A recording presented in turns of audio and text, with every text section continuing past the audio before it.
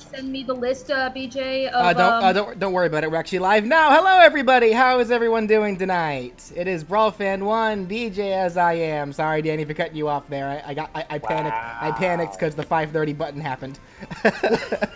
Wow. Well, I do want to make sure. Are we actually live though? Because there was a point. Yeah, you're live.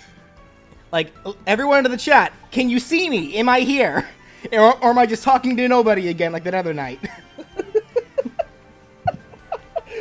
Am I still breathing? Please tell me I'm okay. Alright, looks like... Alright, cool. We're good! We're good! Alright. Okay, good. Now, tone it down. I actually have the house to myself right now, so I can be as fucking loud as I want. Alright. Sorry, I didn't mean to cuss there. I got a little excited. All right. Oh please. No filter. Oh no! Here comes the demonetization. No! Quick, throw in more unicorns in. All right. So how's everyone doing tonight? We're asking us, you're asking the viewers, you're asking both. Wow, the requests immediately. Don't you people know how to say hi first? Oh my goodness. I guess that also said, how's the sound balancing? Am I too loud? Am I too quiet? My buddy's too loud. Is the music too loud? What's going on with that?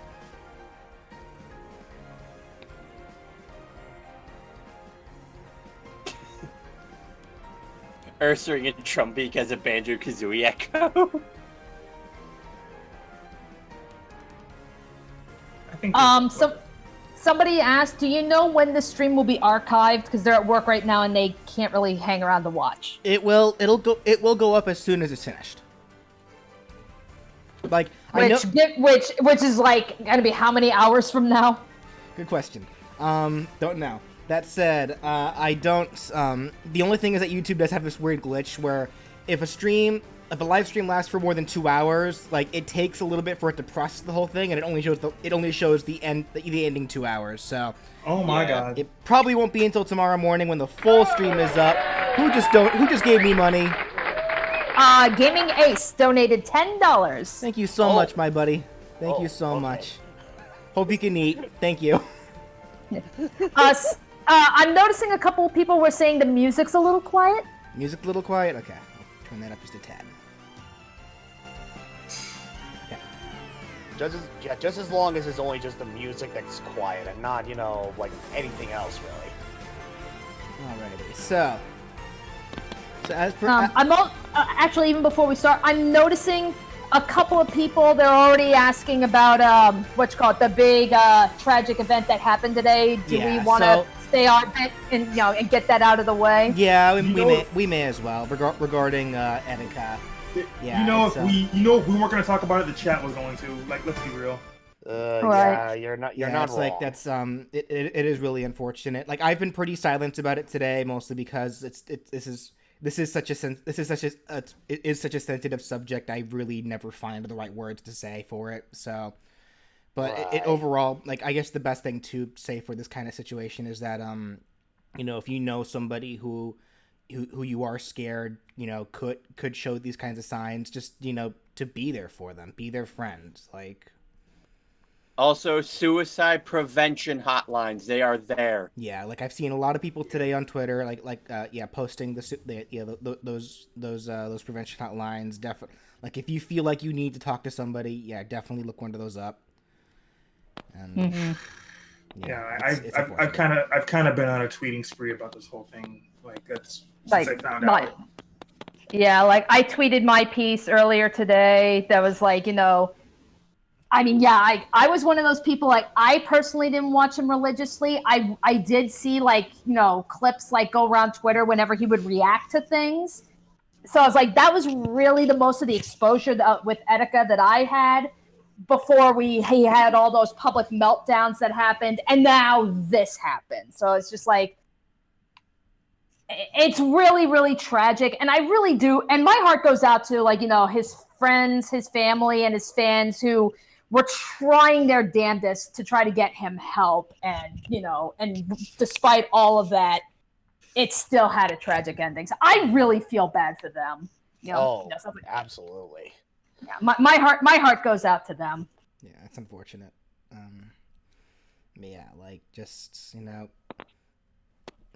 like I said, I always find it so hard to say the right things during this thing because I don't want to accidentally say the wrong thing because I'm prone to doing that. So Right. That's why I figured let's get this out of the way now because everyone's talking about it, and sure enough, people are going to talk about it. So let's just say our 2 bits and then proceed as normal. Right. All right. So let's go ahead and get things started then. If I may quote a tweet that I made earlier, like sometime after me finding out, because Danny I think she just liked the tweet. I don't know if. Yeah. I saw what you tweeted. I thought what you said was pretty good. Yeah, it's like, you know what? Let me pull it up because this goes to everybody, not just particularly what was going on. I sat there, had to think long and hard about everything that was going on, and I just want people my tweet, and I quote was, "Take care of yourselves. Try to always be kind to yourself and to those around you. Others may not say it enough, but you are loved, you are cared for, you do matter to someone, and there's if you're going through any kind of harsh mentality or whatever is going on in your life, whether it's your family or whether it be with your friends or whatever, and you're just not in a good state of mind, there is always a way back from that." And I could not stress that enough. To just wanting people to just make sure to take care of yourselves. Right. It's like, because what happened is not. It's never the answer. It's just never the answer. No one should ever have to subject themselves to have to go through with what transpired today. So yeah, just take care of yourself, guys. All right, so let's go ahead and get to the topic at hand. Sorry. Yeah. Let's go get some Kirby hats. Yeah, let's get some Kirby hats. So the first Kirby hat we'll do tonight, to pick up from where we left off, we're doing Mudkip. So the Mudkip hat. So Mudkip's neutral special that I gave him was Mud Slap. So it'll just be Kirby kicking up some mud. Kirby being a dirty boy. Gabriel Martinez, thanks for the sub. Kirby being messy. So now, in terms of what a Mudkip hat would look like, it probably would still be along similar lines that we see to the other Pokemon trainers. So maybe like a cap with, of course, the fin. We gotta have the fin. That's an important trait. And then probably the gills, too, I imagine.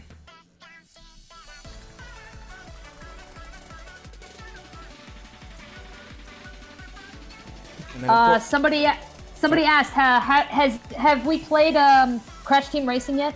I have. Have I played what? I have not. Oh, no. I guess I'm the only one here that has the game. For now, at one point I too intend on getting the game. It's just a matter of, I am still contemplating on which version though, because Brandon and I was talking to him about this I think a couple days ago. I told him, all right, on one hand, I would get the PlayStation 4 version, if only because of the exclusive content, and it's like, okay, well, this is Crash Bandicoot we're talking about. PlayStation is where it's at with the guy.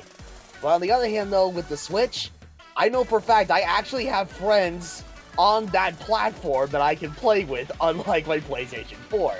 So it's like I am torn between the two, and I kind of don't want to.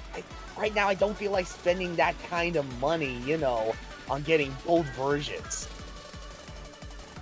Which is understandable. Which version has Spyro?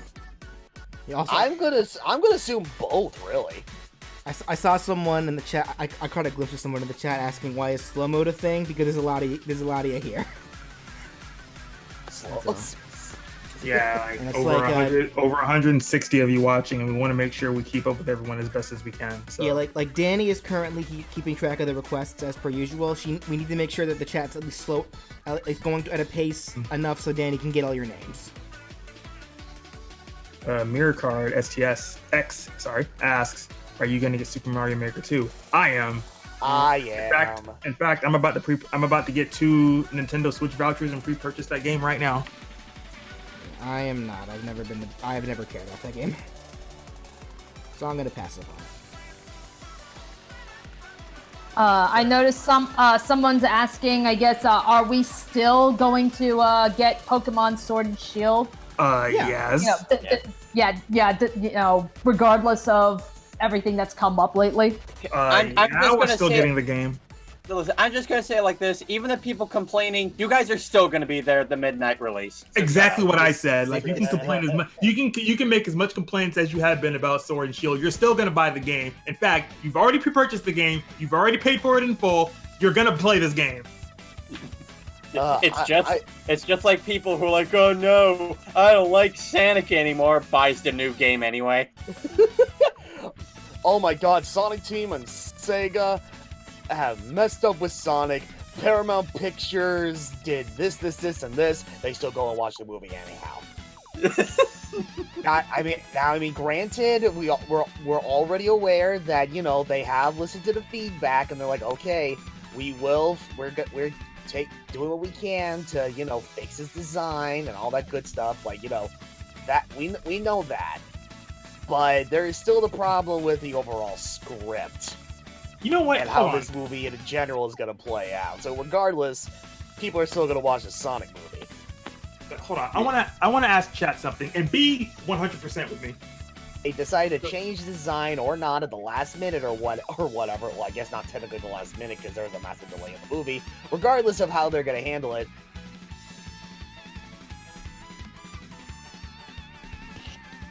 Ryan? Beep. We losing him? Oh no! Ryan! Oh no! He's sucked. He hit the Sonic button.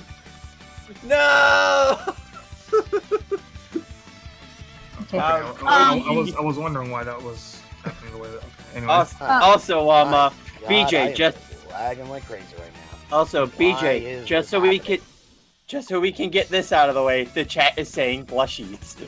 What? Yeah. Don't forget Pikachu. Not Pikachu. Don't forget Kirby's. Don't forget his blushes. I won't forget the blushes. And then I don't know how you feel about this, BJ, but a couple of people are requesting make an Etika Kirby hat. I understand the sentiment, guys, but I feel that one's best to leave alone. Like, because that's the case where, like, I know some people will see it as a sign of respect, but some others may see it as a sign of disrespect. Like, yeah, I really rather not go in that direction. Like, I've seen a lot of people, make the art. Like, I've seen it all day on Twitter, as a sign of respect, and that's cool and all. But I feel like doing that for putting him on Kirby. I don't think that's appropriate. I'm sorry, guys. That's understandable. Anyway, Brandon, you were gonna ask the chat something? Yeah, and I want chat to be 100% with me when I ask this question. Any Pokemon game that you ever played that had the national dex, did you honestly care at all for completing every single or filling out every single piece of the national dex, or were you one of those people that played through the story, maybe bred some Pokemon, and played online with your friends, and that was it? Because for me, that's all I ever needed out of a Pokemon game. I did not care for completing the national dex. I only cared about finishing the game, catching whatever Pokemon I wanted to use for multiplayer or whatever. I played with my friends. I had a good time. That was all I needed. Well, the other thing too is before Gen 5, the only real thing you got from completing the national dex was bragging rights. Well, no, that was the start of Gen 5. Sorry. Yeah, that was the start of Gen 5 when they started doing that, because it's oh hey, we should actually reward them for doing this tedious task. And even then, in Generation 7, where fun fact, they didn't have an astral dex there either. They just had all the models available for the Pokemon to use. All you had to do was complete the regional dex, and you got the shiny charm. Yeah. I'll go out of my way to complete the regional dex just because it's okay, collect all the new Pokemon. But yeah, once you do that and it opens up, now go collect every Pokemon. It's like, yeah, no, I got better things to do. Yeah, so it's like, why? I got breeding to do in order to climb battle towers and shit. I got better things to do. Yeah, so it's like at that stage of the game, why would you even give two shits about the national deck like everybody else seems to be causing an uproar about? Like, just play the game and enjoy it, like everybody else is going to. Thank you so much, by the way, for that $5. Yeah, and even then, for like some of the people who would like maybe argue like, oh, competitive players, they might need those Pokemon for their VGC teams. The first season of VGCs only allow regional decks, every single one. My whole thing is that I've never found it an issue, if only because this isn't the first Pokemon game to do that. Like, yeah, it really isn't. Every new generation of a game has it so that you can't immediately get the Pokemon from previous gens until later on. Heck, like now I know that they did say that they just, even when Pokemon Home becomes a thing, they still weren't gonna have them available for just because they don't have the, they said that they don't have the resources for the models and such, or either that or like they needed to spend more time on other things. My whole thing is that it'd be kind of ridiculous to assume that they're never going to add these Pokemon. Even if it takes until the next game, they're going to have all these Pokemon eventually. It's just going to take them a little while. Because you have to remember, unlike most video games where the only major, models and characters that they need to animate are usually just a select few, and then, have just a bunch of side characters. But when you have, what I'm going to assume now is 900 to 1,000 models that all need to get looked at, all are going to be, that all are going to have like maybe 4 or 5 animations apiece. That's a lot. Yeah, and not just that, but it's like having to make sure that they have the same filter and visual presentation as like the rest of the game has, so they have to touch upon the visual graphics of the model, having to do that for all the shiny forms, on top of having to do that for all the other different variations of other forms that a Pokemon may have, and on top of that, having to make sure that they work with the whole Dynamax mechanic. That's it. I know. I've been seeing some people saying that the what they said about needing to spend more time bettering the animations of the Pokemon, and then calling the animations bad. And I like how generally most people's go-to argument for that is double kick. How there isn't an animation for double kick. There's never been an animation for double kick. At least as far back as Gen 6, I would say. I can't remember what it was for Stadium or Battle Revolution, which had far less Pokemon than there are now. So of course they had more time to spend on animations and such. But double kick's never had an animation. Well, that being said, BJ, this is actually the part where I can actually understand people's frustration with the animation issue, because you could make the argument about, having the limited animation with all the Pokemon, because up until now we were only dealing with a handheld, and handhelds can only do so much.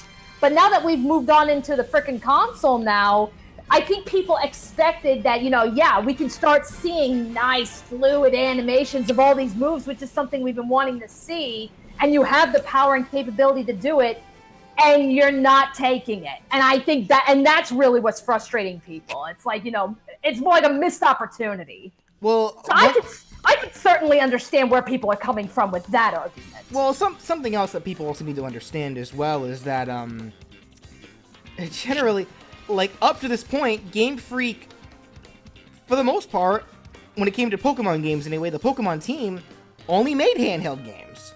This is their first, they had Let's Go, which was, that was a good start, but Let's Go, for the most part, borrowed a lot of the assets from the handheld games.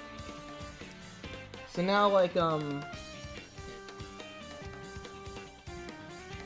think again that just goes back into the point of how much they're gonna have to model for this game. It's just a lot. I don't know.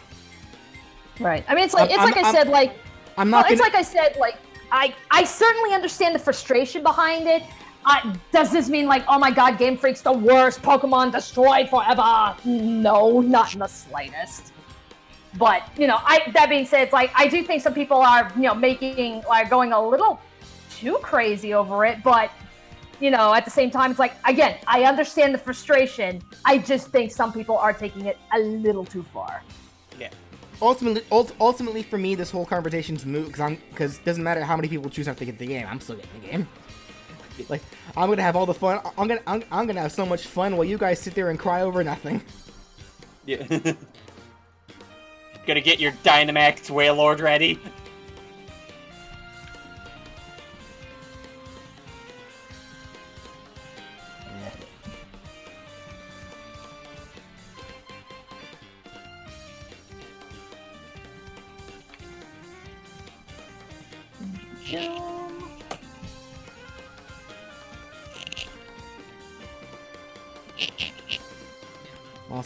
Also, this is so dumb that one of the reasons, according to Masuda, is for balancing. Well, I mean, they did confirm that they're removing Mega Evolution and Z moves. That Dynamaxing is pretty much replacing that from what I saw. Which means, sorry Charizard, you're gonna always remain and quad weak to Stealth Rock.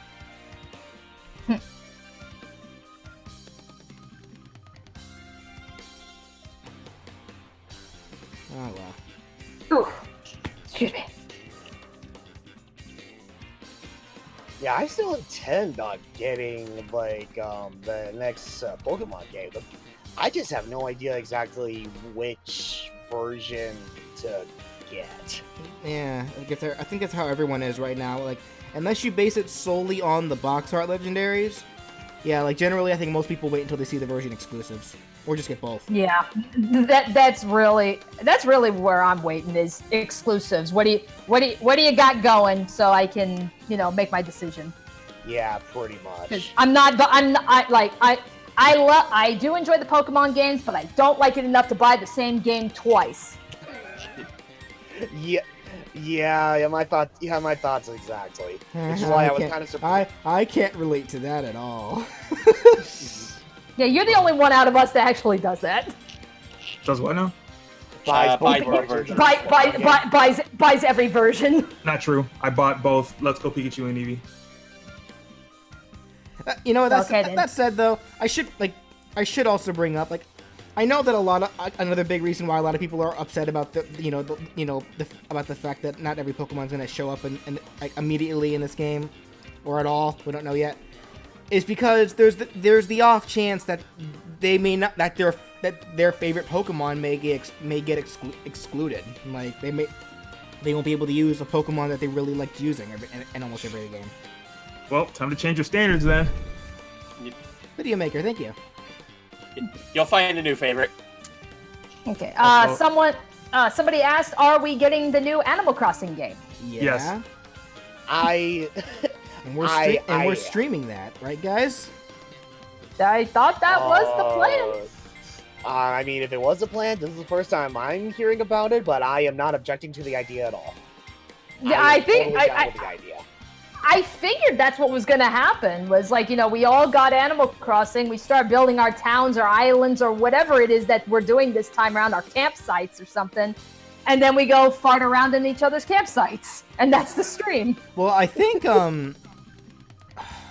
Brandon, We get to raid each other's villages. correct me, but, are we not, able to set up, whole islands that all of us can just live on together? I don't know what the setup is going to be yet, and we're probably not going to know until sometime next year. Because they played it for a little bit during the direct. I can't remember for the life of me, though, what all the details was for it. I mean, all we know is that it seems to have a similar structure to Pocket Camp, and that we're going to have up to 8 players at once. Yeah, I know they said we're supposed to get a lot, but even then, it's like we still don't really know what it is. We don't know much, especially considering this is the first time that they actually has given us gameplay of New Horizons. So we don't know anything outside of what was shown a few weeks ago. Yeah, I mean, it's we know there's islands and we know there's camping. So it's like, okay, I mean, is that just what this is? We just go onto an island and we build up an island, kind of like what we did with New Leaf, where you build up a town. Maybe we're building up an island. I don't know. It's kind of hard to say what it is, but I mean, regardless, yeah, I'm still getting it.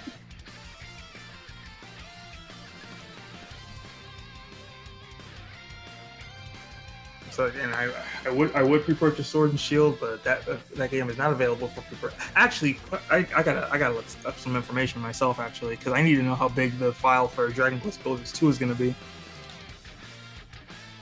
Honestly, the thing I'm kind of anticipating is the fact that, we are getting Animal Crossing in March, but we are also getting Final Fantasy in March. So banks are breaking in March. Actually, banks are breaking this month too. Any Hades quotes for the newcomers? So banks are also going to break in July, and then September.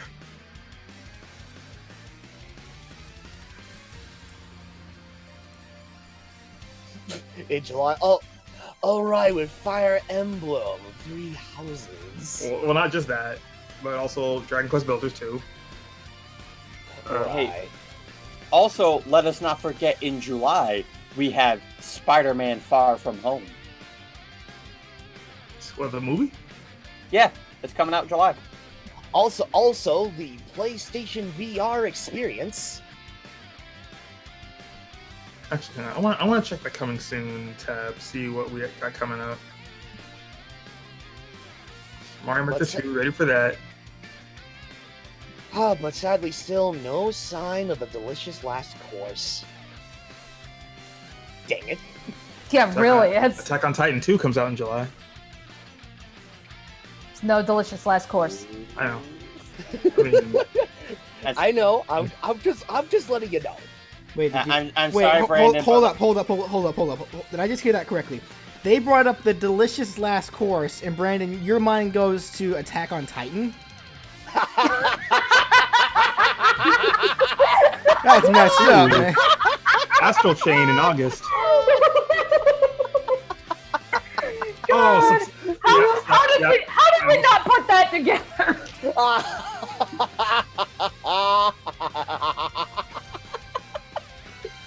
Oh, that's right. Link's Awakening comes out in September too. I don't think Brandon's put it together yet. No. I put it together. I'm deliberately ignoring it. I'll say this though, Brandon. After showing Danny and Ryan a slap on Titan, that is what they consider the canon Attack on Titan. Now they don't care about the actual thing. Oh man. Yeah, I got the joke. A slap on Titan. Oh man. It's like all right. Look, don't get me wrong. I'm grateful that they are making a sequel, video game wise, but I can't say I am all that excited for it yet. If only because I have the first game. It's just in my backlog of games I still need to play.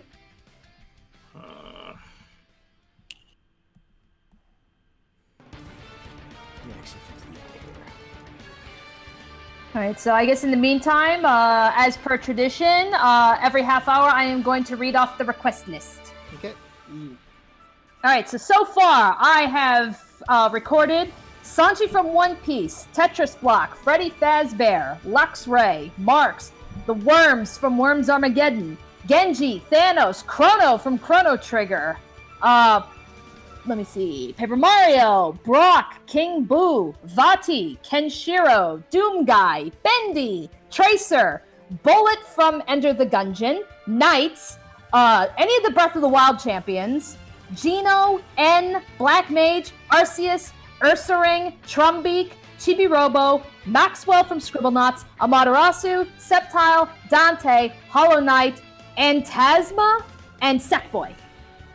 Alright. That's what I've picked up so far. And Tasma from Dream Team? Yeah. Huh, interesting.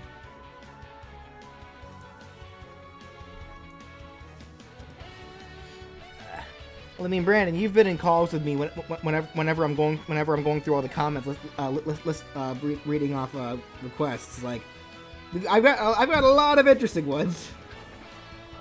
I know. No surprise. Yeah, Phantasma. But I can't be expected to remember them all. That's your job.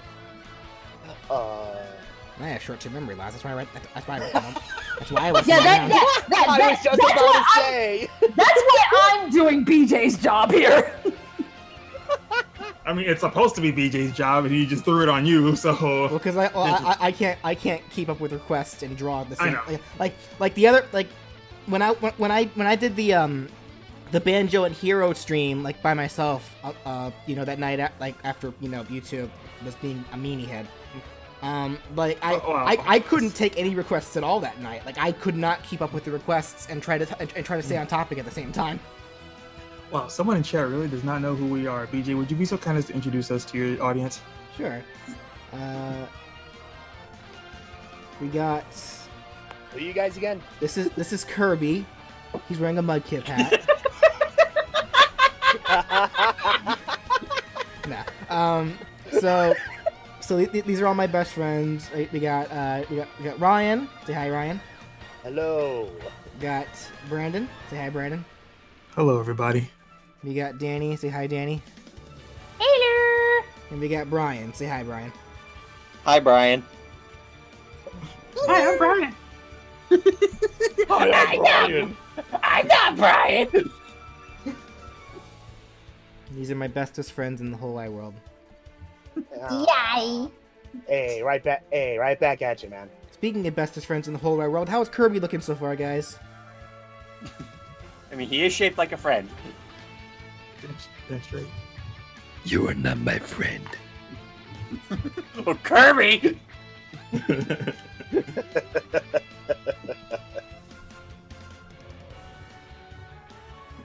look at this. Time for Kirby to be a dirty boy. Wait. You such a dirty boy. As in covered in mud. I don't know where your mind was going. How dare you put Kirby into that mindset, you monster. I didn't. Kirby is innocent. You said it first. Just one. Have you guys seen this animation called Kirby shaped like a friend? I don't believe so. No. So it's an animation where Kirby's just sitting in the middle of greens, and then DDD, Waddleby, and Meta Knight walk up to him, and then Kirby's like, "Hey, it's my friends!" And then suddenly a beach ball rolls by him, and he's like, "Huh, I wonder what this is. Like, who's could this belong to?" Then he turns around, he sees Marks there, and he reminisces on like the boss fight that he had with him, and then suddenly Marks is like, "Want to be my friend?" And then Kirby's like, "No, get him!" Sorry. Oh god. Hey, Bon, go get him! And then as they're beating him up, you just hear Mark screaming like, You are not my friend. Sir Bello. BJ, somebody asks, have you played Octopath Traveler? Yes, I haven't beaten it yet because the final boss stuff made me mad. I have not beaten Octopath yet either. And also, my favorite God. anime. I just zeroed to death. Favorite Oh. anime?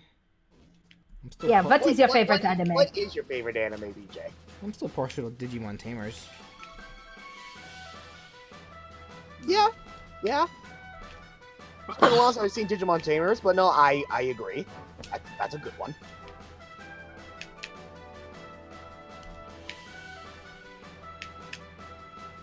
damn it, season 4 come out. I want to be proud of my Sunny Zukumidori again. And yes, for Brian, his favorite is. Wait. Which one would you wait a minute? Would you consider My Hero Academia to be your favorite anime, Brian, or would it be something else? Oh, fuck yeah, it is. Oh, sorry. Oh, okay. 'Cause it's like a part of me was like, would it be My Hero Academia or One Yeah, Punch it is. Yeah, no, actually, I like One Punch Man, but it's not in my top 3. Okay. Yeah. Like, I still have a very big soft spot for the Melancholies of Haruhi Suzumiya. Rurouni Kenshin is a classic that everybody needs to see if you consider yourself an anime fan. And yeah, then Hero Academia.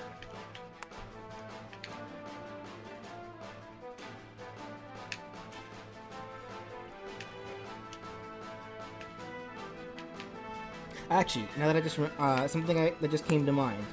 So, something I may do next week. Well, actually, first off, a quick little announcement.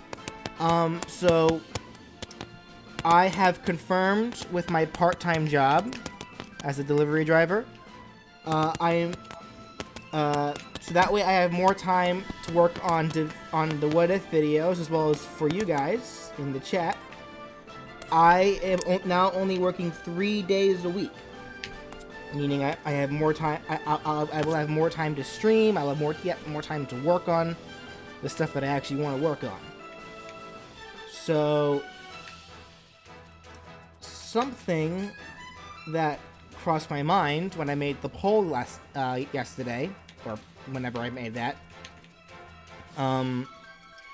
was that a lot of you, like, while the Kirby hats obviously won the poll, that's why we're doing the Kirby hats.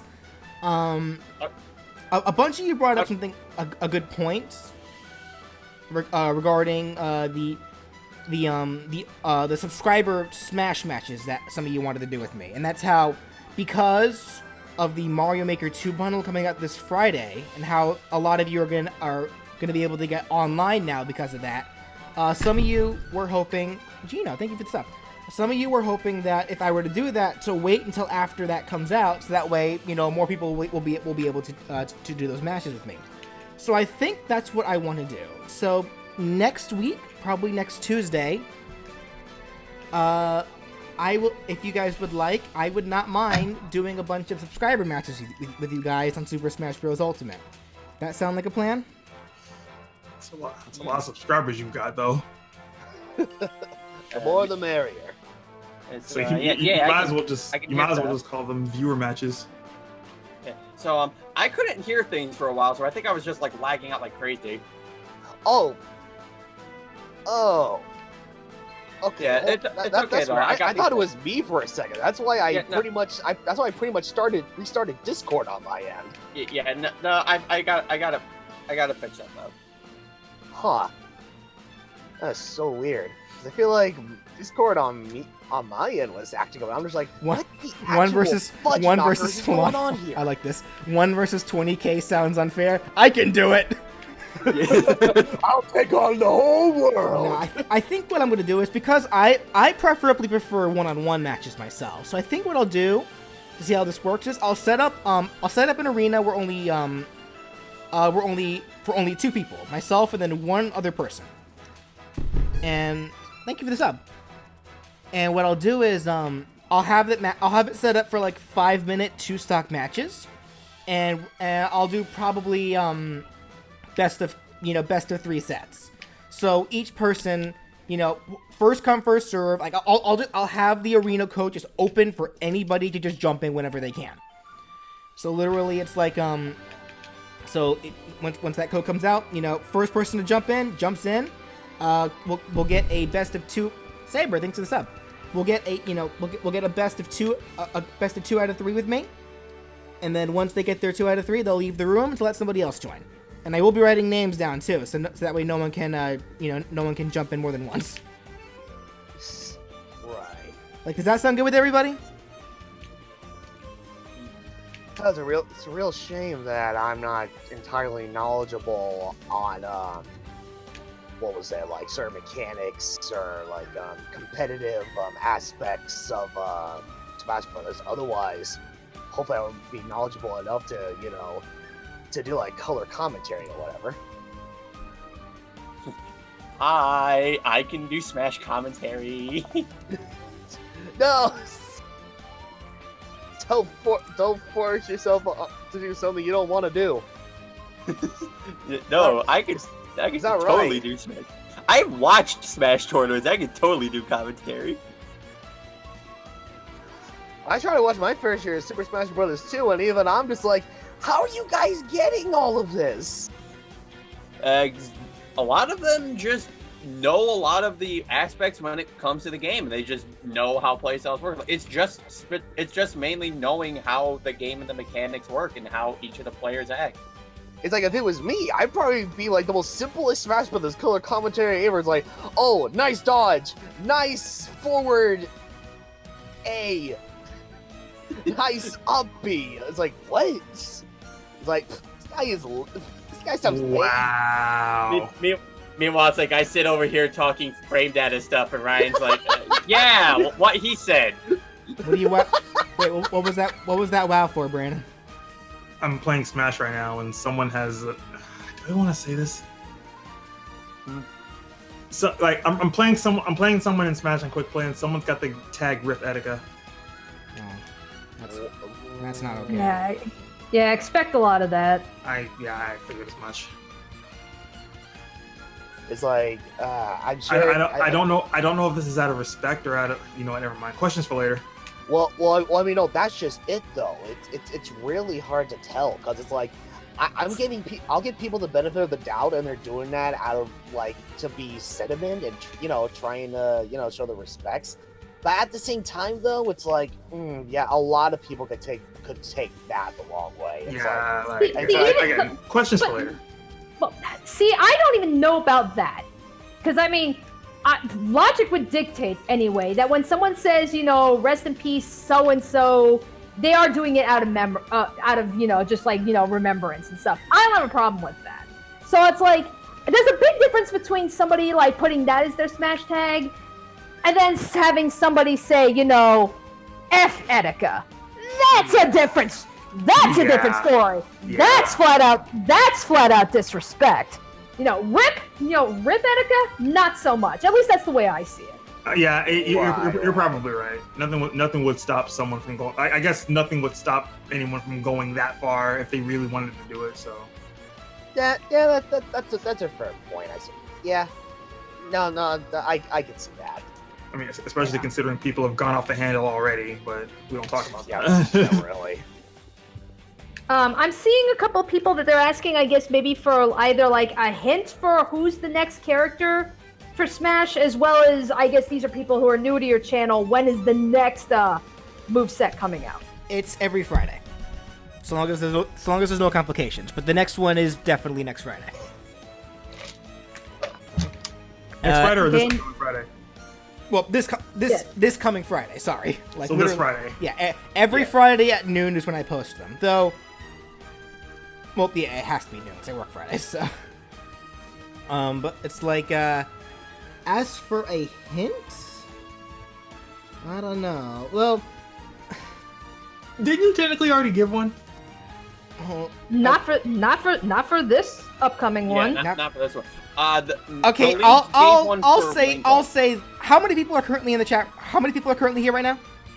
130. I count 138. Okay, I'll do this. So a big reason why I'm doing this stream tonight is because I accidentally hit the stream button. I think it was yesterday when and a lot of people were looking forward to seeing a stream, like a surprise stream, when no, it was just an accident. So my apologies on that one. So I'll just say this. I'm not gonna say, for those who weren't there, I'm not gonna say what it was exactly, but just know that the game you saw me streaming was a game relevant to what it was to this Friday's character. That's your hint. So if you were there and you saw what game I was playing, that's your hint. And that's the only thing I'm going to say about it.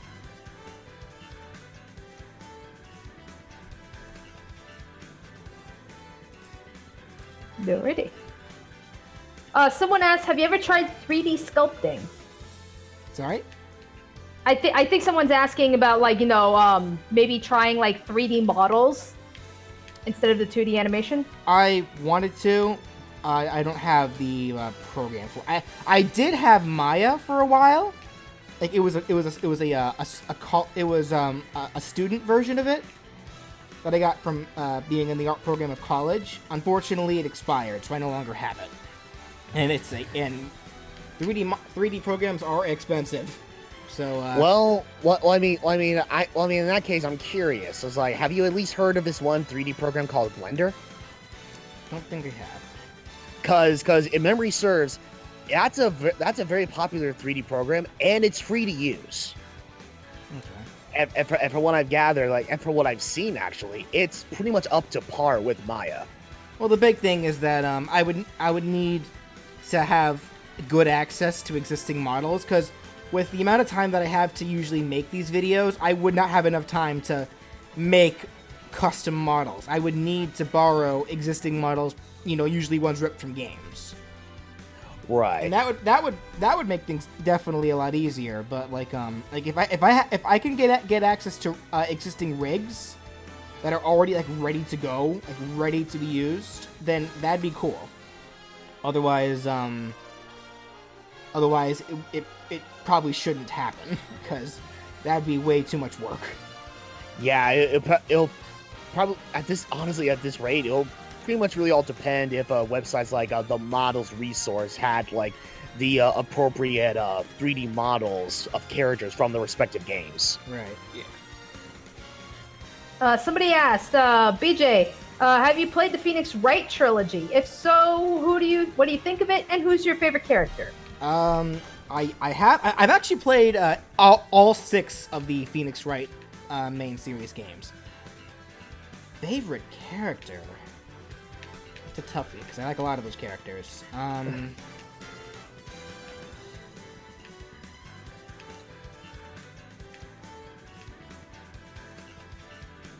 My mind keeps pointing to Edgeworth. I've always been a huge Edgeworth geek, I guess. Okay. So I'll just say Edgeworth. And then someone asked for all of us, are we going to see the Dora the Explorer movie? I'm not sure about that. I'm more than likely not going to do so. Yeah, and if only because I don't know what's been going on with movie producers and their weird take on 3D live action movies as of late, but because they've been doing that a lot, but I don't know. I had absolutely zero connection with Dora the Explorer. I was way too old for that show, so I never watched it. Even my little brother at the time when that came out, too old. So we were not a Dora the Explorer household or anything by any means. So I personally don't care. I watched it when I was a kid, but I did too, but they didn't give Boots his boots, so I'm not gonna watch it.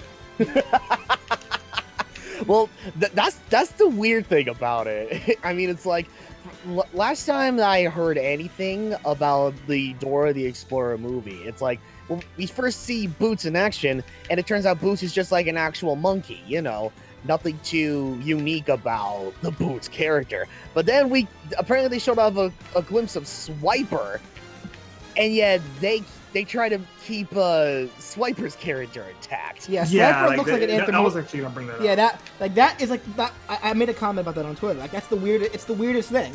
Why would you make Swiper this anthropomorphic animal-looking character, but Boots is the normal monkey? Yeah, exactly. It's yeah, what was stopping them from making Boots the anthropomorphic character that he was? I mean, seriously. The director of Sly Cooper took over for the character design of Swiper. If that was the case, then why not make a Sly Cooper movie? We tried to. Yeah, they I thought they were. It's just taking a long time. Man, if only.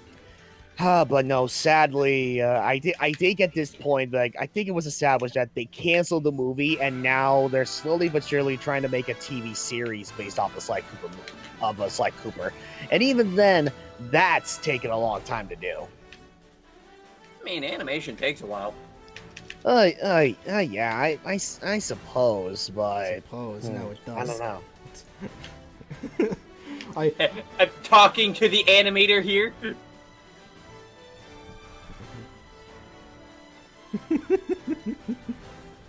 It's like, hey, don't get me wrong. I've had my fair share of actual animation as well. So it's like, I mean, I understand the animation takes a while, but I don't know. In some cases, seeing as how this is Sly Cooper we're talking about here, I don't know if it's really just the animation we're talking about here. We're talking about a iconic video game character that hasn't seen the light of day since Sly Cooper Thieves in Time. Considering how that game ends. Yeah, and that one kind of ended up being a mixed bag. I was referring to the ending more so, and how it ended on a huge cliffhanger. Yeah, pretty much. Yeah, and it's like, just because you end on a cliffhanger doesn't always guarantee that we're gonna actually see the outcome of it. I can't believe I can't believe Sly is just freaking dead. Someone asked, what do you think of the currently confirmed DLC characters? For Smash? Smash? Yeah. Or I dedicated a whole stream to talking about those, but to pretty much summarize it, I'm excited. No, I am stoked. Sadly, I haven't been around the Dragon Quest series like hardly ever, but the fact that Dragon Quest is probably one of the most popular RPGs in Japan, and it's getting so much recognition just from what was revealed alone. I'm actually excited for it. Like, is it weird that I'm more excited for Dragon Quest than Banjo?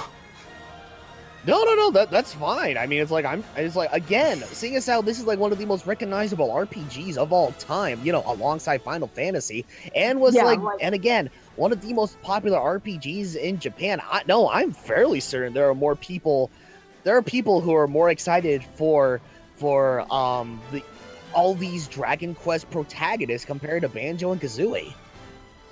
Yeah, whatever you want to call them, 11, 8, 4, Luminary, Erdrick, whoever. Luminary. Yeah. Well, I mean, regardless, it's like, Dragon Quest has been long overdue. And I mean, it's like, like one glance at, like, I think it's like Wikipedia or something. I mean, it's like, your top 3 highest grossing RPGs of all time: Pokemon, Final Fantasy, Dragon Quest. Dragon Quest was long overdue. Yeah. When you really get down to it, no, I agree with that. That said, well, actually, real quickly before I ask that, Mudkip Kirby, how does he look, guys? He looks adorbs.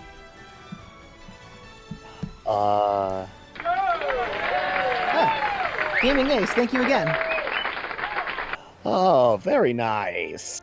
Love it. You're not the only one. Yep. I think a lot of people are excited about it. All right, let's move on. So that said, so here's my question to some people. Because since Banjo's reveal, I've had an uncomfortable amount of people in the comments telling me, or asking me specifically, why did I make that video when Banjo's already in Smash? Doggone it. Really? Still?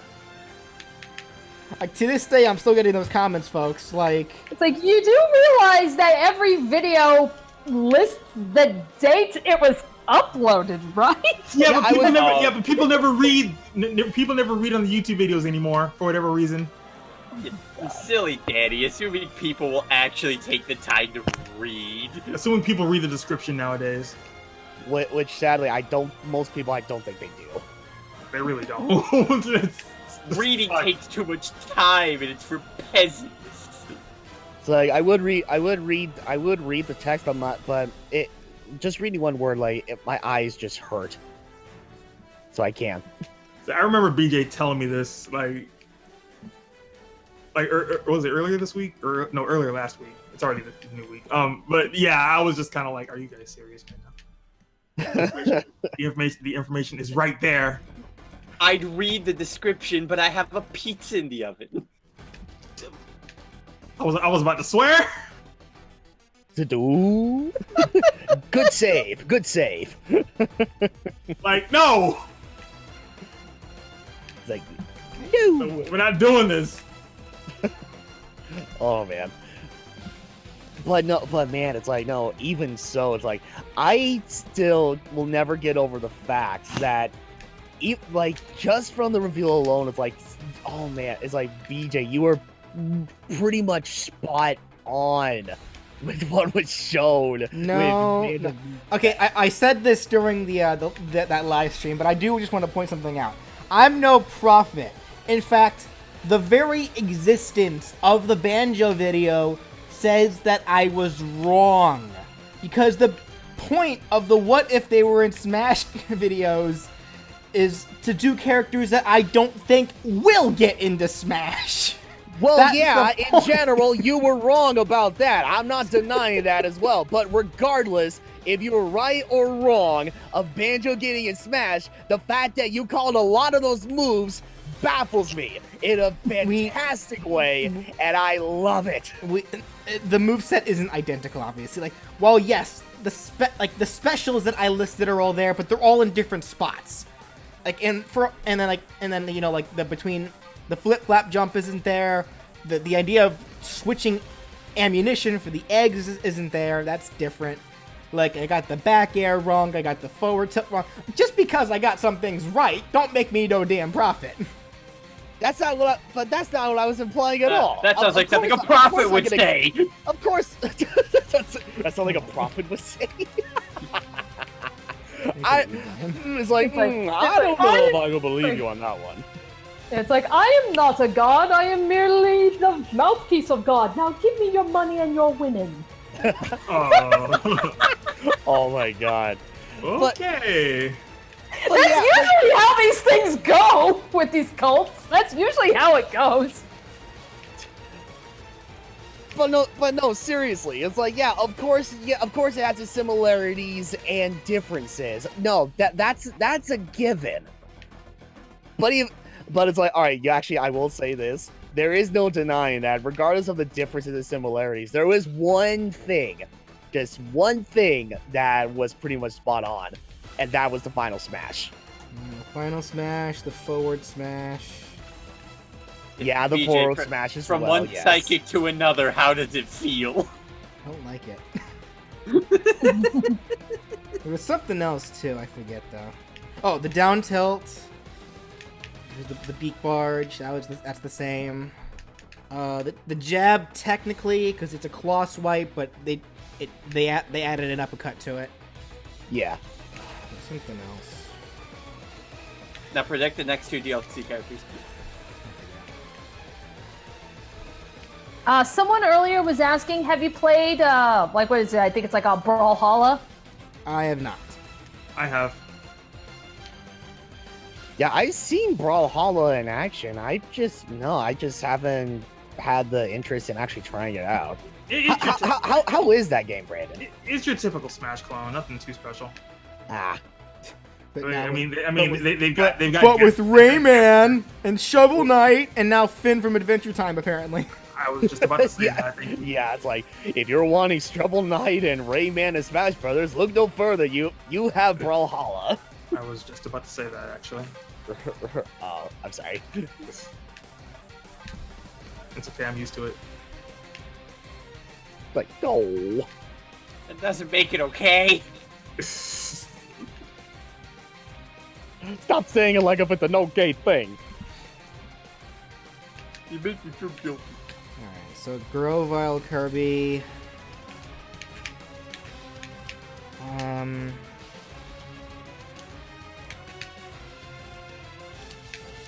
Have you ever played FNAF?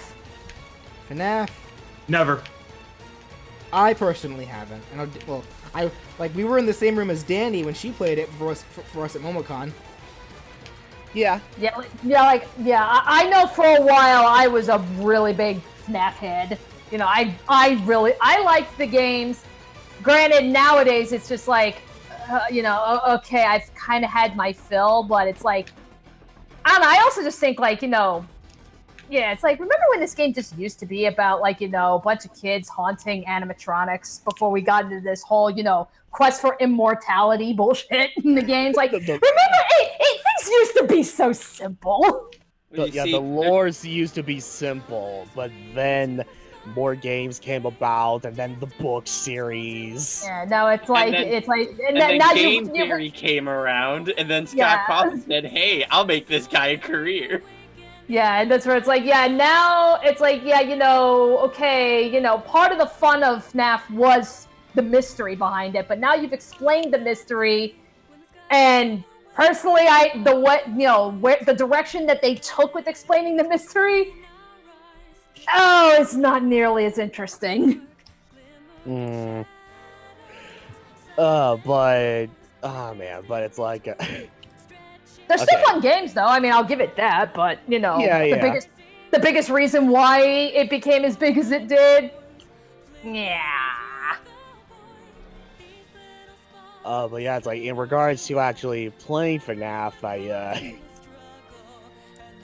this gonna sound so weird saying this, but it's like, as someone who has watched all of the games in action, and as someone who has actually cosplayed as Foxy the Pirate Fox a few times, I have not actually tried my hands on any of the FNAF games. The only vivid memory I have of FNAF was Ryan arm locking Brandon. Thanks for that. Yeah, so fun story, guys. No fun story. Why is everything have to be at my expense? Please, PJ, do go on. I think it was our first WomoCon trip, right, back in 14. Yeah. It was 14. It was during a WomoCon trip. That much I remember. But I don't remember if it was the first one or maybe it was the second one. I think this was the year that we actually we decided and even formally announced on stream that we were starting the gaming channel. So we were just starting to get Spiffy Needle Geeks off the ground. Oh yeah. Oh no. That was the second trip. That was MomoCon 2015. I feel like we were streaming it on Brandon's Twitch, I believe, though. So technically we were. Regardless of such, so Danny was streaming the game, and to set the mood, we had the lights off in the hotel room, curtains shut. Brandon was scared out of his mind. He does not like that game at all. Yeah, I hate you all. So, but we love you. So Brandon was literally on the other side of the room, so we wouldn't have to see the game. And Ryan runs over there and is sitting there trying to arm lock him to drag him back over to see the game. And Ryan's a big guy. Ryan can easily beat all of us up. So No, we're dead serious. Ryan is I think it's when it comes to height, it goes me, then BJ, then Brandon, and then Ryan. Ryan is like a JoJo compared to us. He's ridiculously tall. Which is funny considering out of all four of us, me and BJ are the youngest. and I'm the oldest one, and I'm tiny. Oh my god. Yeah, we're talking we have me, the 6-foot guy, and then everybody else pretty much at 5 foot. Or not exactly 5 foot, but somewhere around that range. Okay. But yeah, I guess before I read off the list, have we played Final Fantasy VII? Yes. In fact, I encourage you guys to go to Spiffy Needle Geek because Danny has an entire LP of that game on the channel. Yeah, that's pretty much the only true experience I've ever had. With Final Fantasy VII, all of the spoilers aside, that was the only time I actually saw the game in its entirety. I have yet to actually try my hands on the game, which is sad because technically I remember buying the Steam version, and now I technically have another version of it on the PlayStation Classic. I still have yet to actually try my hands on the game. And now there's the remake coming up. Yeah, I've never played it, but on Switch. I've never played it myself, but I've seen plenty of Let's Plays. I've only ever played one Final Fantasy game, and that was 6. But I do want to get 7, so I am 7 remake, I should say. So I am planning on going from 6 to 7. Yeah, that's like for me, like Final Fantasy VII is without a doubt the one Final Fantasy I've played the most. Hell, it's probably up there with like the video game I've probably played the most. Like I've spent Lord knows how many years just replaying Final Fantasy VII. I love that game to death, and it's like Brendan said, the four of us, we do have a group gaming channel called Spiffy Needle Geeks, so shameless plug, check us out there. But one of the Let's Plays that I did for that channel was Final Fantasy VII.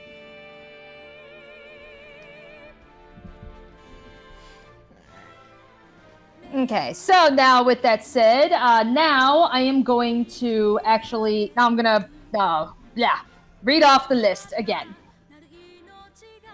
Alrighty, here, the list I have: Sanji, Tetris Block, Freddy Fazbear, Luxray, Marks, Worms, Genji, Thanos, Chrono, Paper Mario, Brock, King Boo, Vati, Kenshiro, Doomguy, Bendy, Tracer, Bullet, Knights, Breath of the Wild Champions, Geno, N, Black Mage, Arceus, Ursaring, Trumbeak, Chibi-Robo, Maxwell, Amaterasu, Sceptile, Dante, Hollow Knight, Antasma, Sackboy, Sephiroth, Quote, Bomberman, Skitty, Zygarde, Hornet, Ray the Flying Squirrel, Mighty the Armadillo, Porky, Octoling, Salmon Max, Croc, Mickey Mouse, Chaos, Zorark, Killer Bean, Mega Man ZX, Monster Hunter, Metaton, Undyne, Creeper, Tom Nook, Decidueye, Gardevoir, Rayman,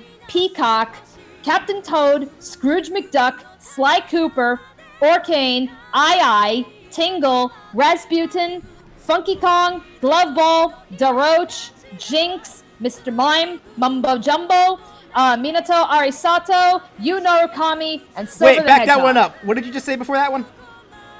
Which one? Did I hear Mineta? Minato Arisato, the protagonist for Persona 3. Okay. I'm about to say, if I heard Mineta, delete that one immediately. No. I am not touching Mineta. Nuh-uh. Wait. From My Hero. Who? From My Hero. Oh. And don't any of you start requesting them, because we're going to ignore those requests. That'll be a waste of your requests. I'm not doing Mineta. Is he in a game? I don't think he even has been, honestly. I mean, yeah. Because that's kind of the prerequisite that you set for anybody. There's been My Hero games. I don't recall if Mineta's actually been playable in them though. But that's been your prerequisite. You don't have a problem of like doing movesets for like anime characters, TV characters, but they do have to come from games, and the majority of the moveset has to actually come from games. Right. I'm actually trying to remember who. Oh, the purple ball kid. Oh, yeah. Oh, yeah. Yeah, he's a perv. The worst character in the show.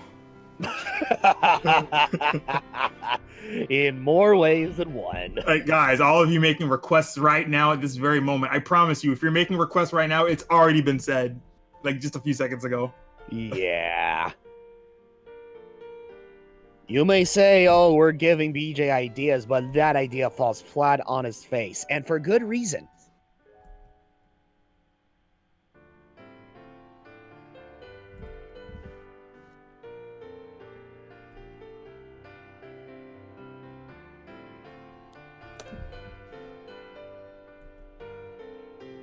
Yeah. There we go. Alrighty.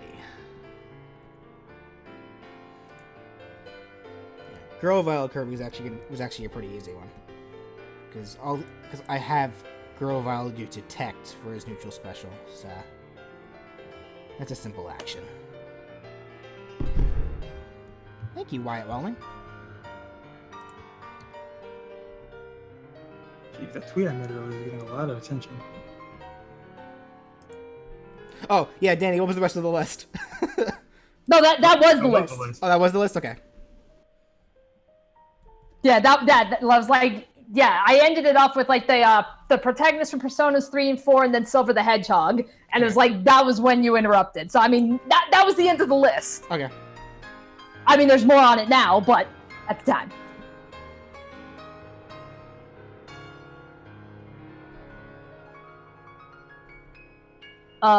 Someone said, you guys talked about Brawlhalla, now talk about Rivals of Ether. Oh, yeah, I don't know. I've never Rivals played. of I don't know anything about it. Ether? Wait, you've never heard of Rivals of Ether? I've heard of it. I don't know anything about it. No, I'm talking to Ryan. It sounds familiar, but it's No, I'm gone. No, Mr. Maniac, thank you. What? I'm Brandon. I'm sorry. Don't go. No. He left the call? He did because I didn't know. I forgot what Rise of Ether was. All right, cool. We can finally talk about him behind his back now. Yeah. No. Wait. Doggone it. Hold on. I feel sad. I gotta look this up. Okay, I'm back. It's Welcome the game. back. It's the a quick summary, Ryan. It's the game that a lot of people think I ripped off my Shovel Knight moveset from, even though I said at the beginning that I didn't even look at the game. Huh.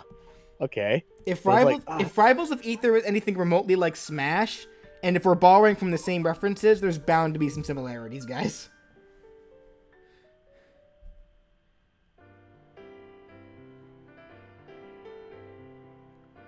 Them's the breaks.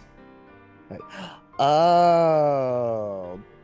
Okay. Oh yeah, the one game that made Shovel Knight pretty friggin' buff.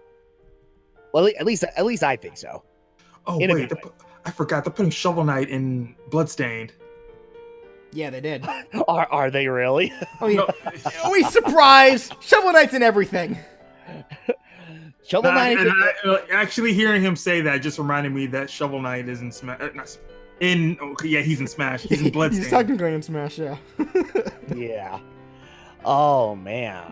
Oh. Oh my god. Okay. I just gotta say, the Mountie presents Bruno Bucciolati from JoJo so he can get fisted all over again. Oh, No. okay. No. I'm going to put that on the list. No. I know BJ doesn't know anything, but I don't care. I'm putting it on the list. Every time we Well, guys, I mean, it already has been established. every time you guys describe JoJo to me, it just pushes me away from it even more. Your loss. I mean, It's like yeah. You're a loss if you're too scared to watch JoJo. That's cool. no, not Symphony of the Night. Bloodstained. Yeah, Bloodstained. I'm Yeah. still waiting for that Indivisible game. That looks like a lot of fun. Yeah, I was going through my PlayStation 4 library the other night, and I remembered that I had the prototype, and I'm like, I have not heard anything about this game in a long time. I looked it up again a couple nights ago. Actually, it's supposed to come out this year apparently, but we still don't have a definitive release date for it. Yeah. Here's hoping that it actually does get finished sometime this year. Because I've been getting word about the game like every now and again, like during these past few years, and it's like, oh man, yeah, it's amazing. It's already been like a few years since they initially announced like them making the game, and heck, even starting the Kickstarter for that game. You know what experience has taught me that majority of those Kickstarter games that take a while. Gaming, thank you. Can do. Oh God. Wait, what? $5 to add to the list. Jotaro and Dio as his Echo. Can do. Oh man. Why is Dandy so excited for that when BJ's the one that has to do it? No. No, I'm no.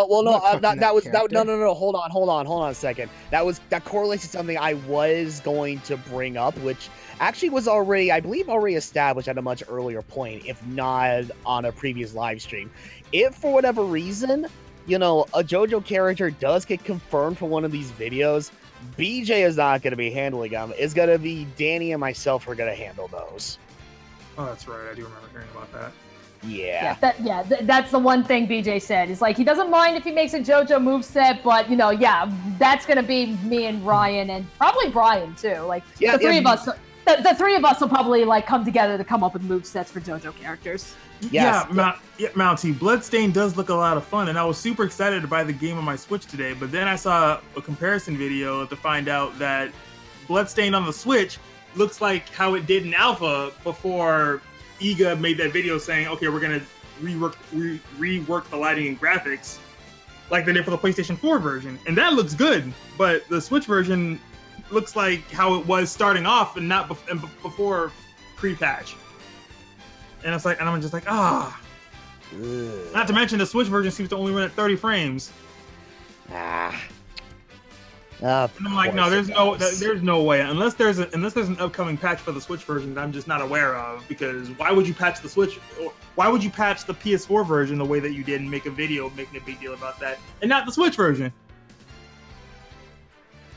That seems off to me. Yeah, so I purposefully held off on buying the PS4 version of Bloodstained so I could wait for the Switch version, and the Switch version doesn't even look as good. Because it's like the PlayStation 4, great console and all, but it's like developers, I don't know if you realize this, but the Switch nowadays, or heck, during these past couple of years, it's kind of a big deal. Well, it's not even that. I mean, like, if they weren't even gonna make the graphical updates that they were going on about and then add it to the PS4, like, if they were just gonna omit that entirely, then I would not have cared. But the fact that they put more effort into the PS4 version and not the Switch version is really baffling to me.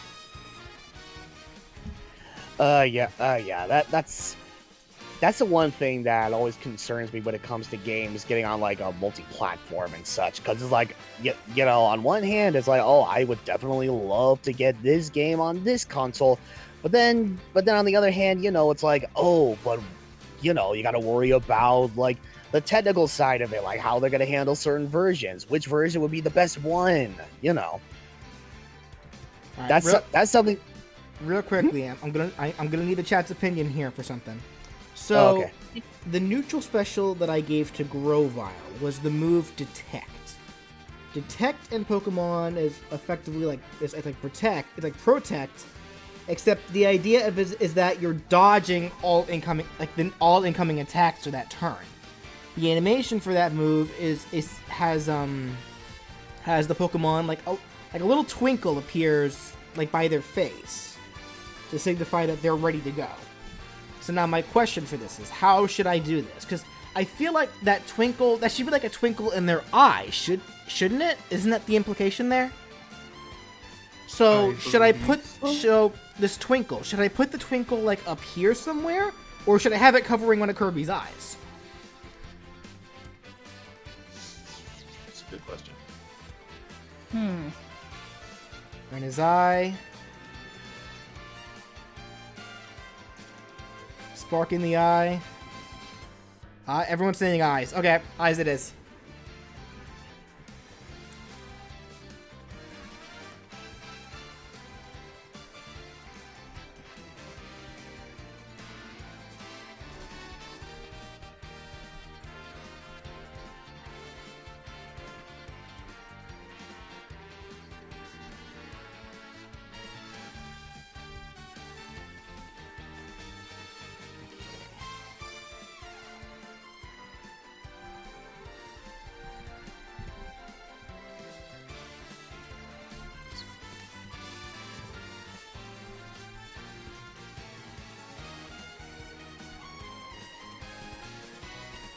Yeah, it looks like I'm seeing a lot of people are saying eyeballs.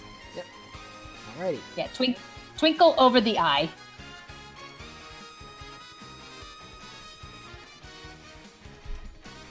So in that case, here, let me do this then. BJ, do you want to be Evan Frank's dad? Sorry? Somebody named Evan Frank said, "Hey, bro, want to be my dad, please?" No, sorry, I don't want kids.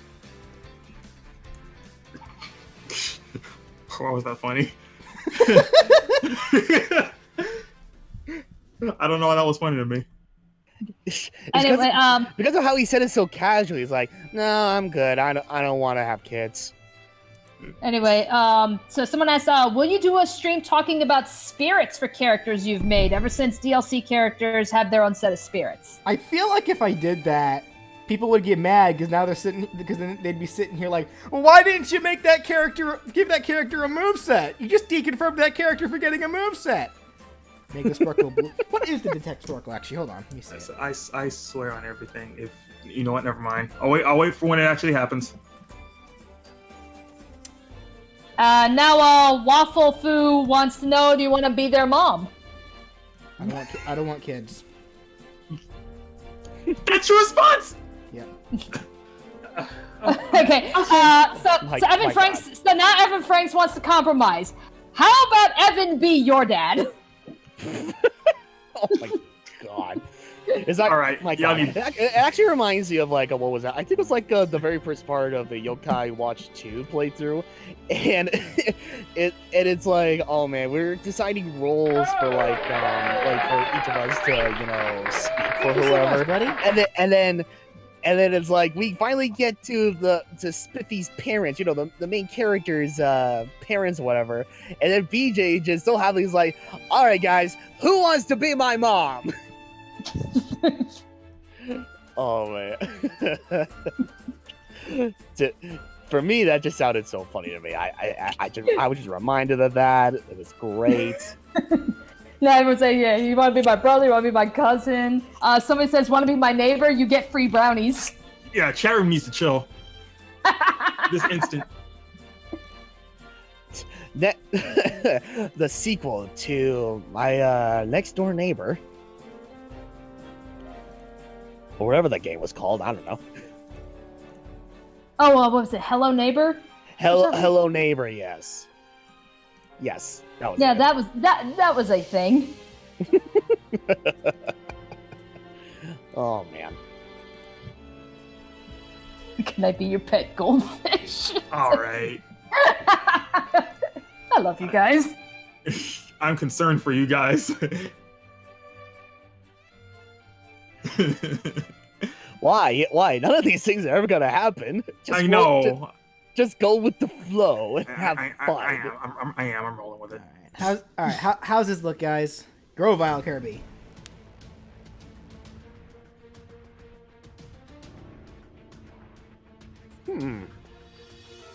I like it.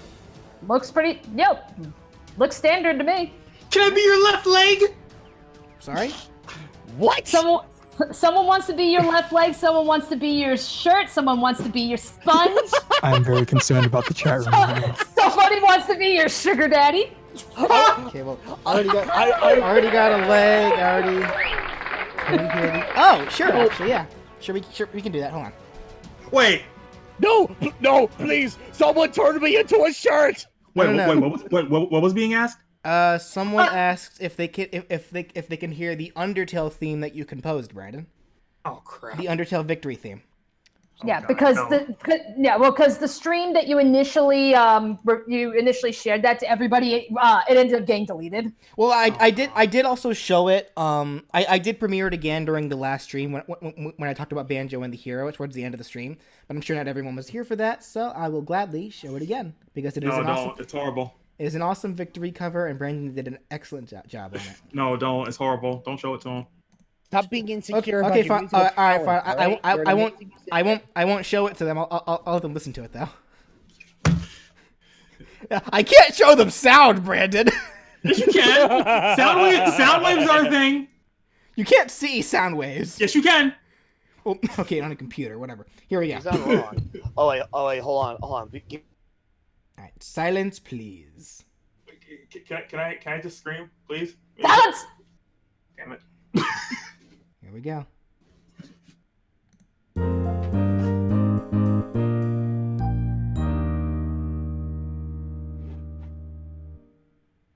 That is the Undertale victory theme that I composed for Brandon to make. And it is really good. Like literally, like I thought of the tune and I had Brandon bring it to life for me. So now just imagine, like, Xander Mobus going over this. Frisk wins! It's like, like Papyrus. Everyone's saying how amazing it is, and it only took me like a few minutes to make. Like, why? Yeah. Oh, yeah. Danny, Papyrus too, actually. Hold on. Papyrus wins! And then we have Sans.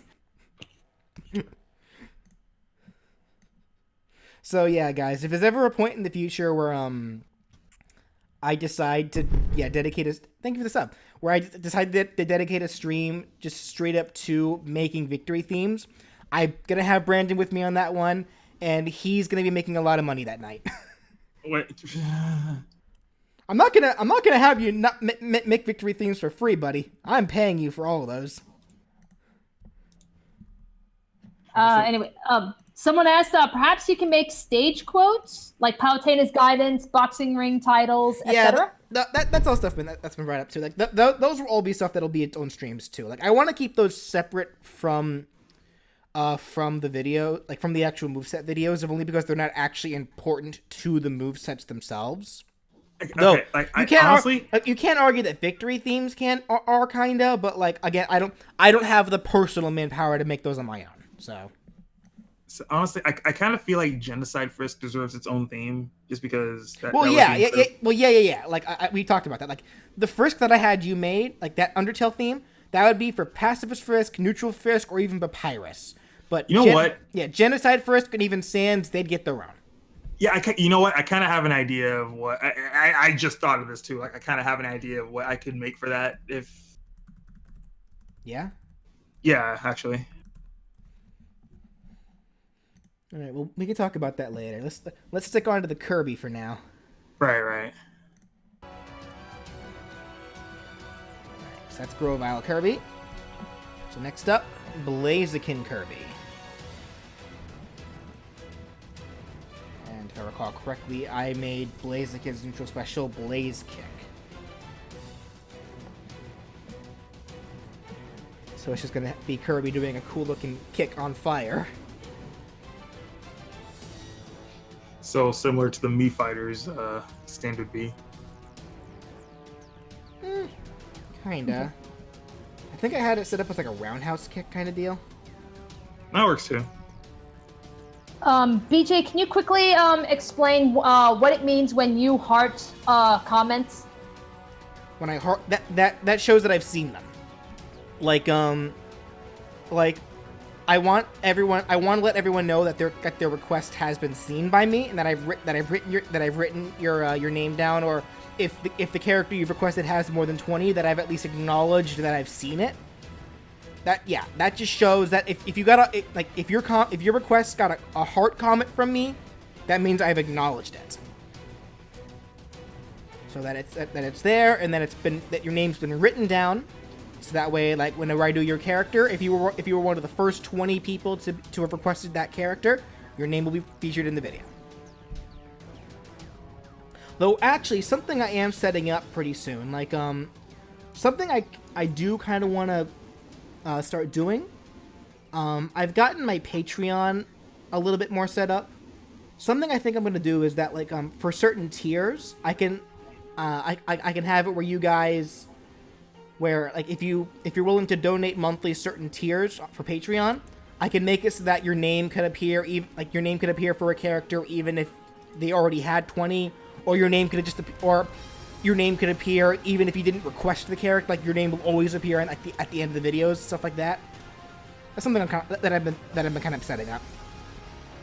And I'm also thinking about, like, setting up even higher tiers and like really high tiers that involve more directly to the actual requests.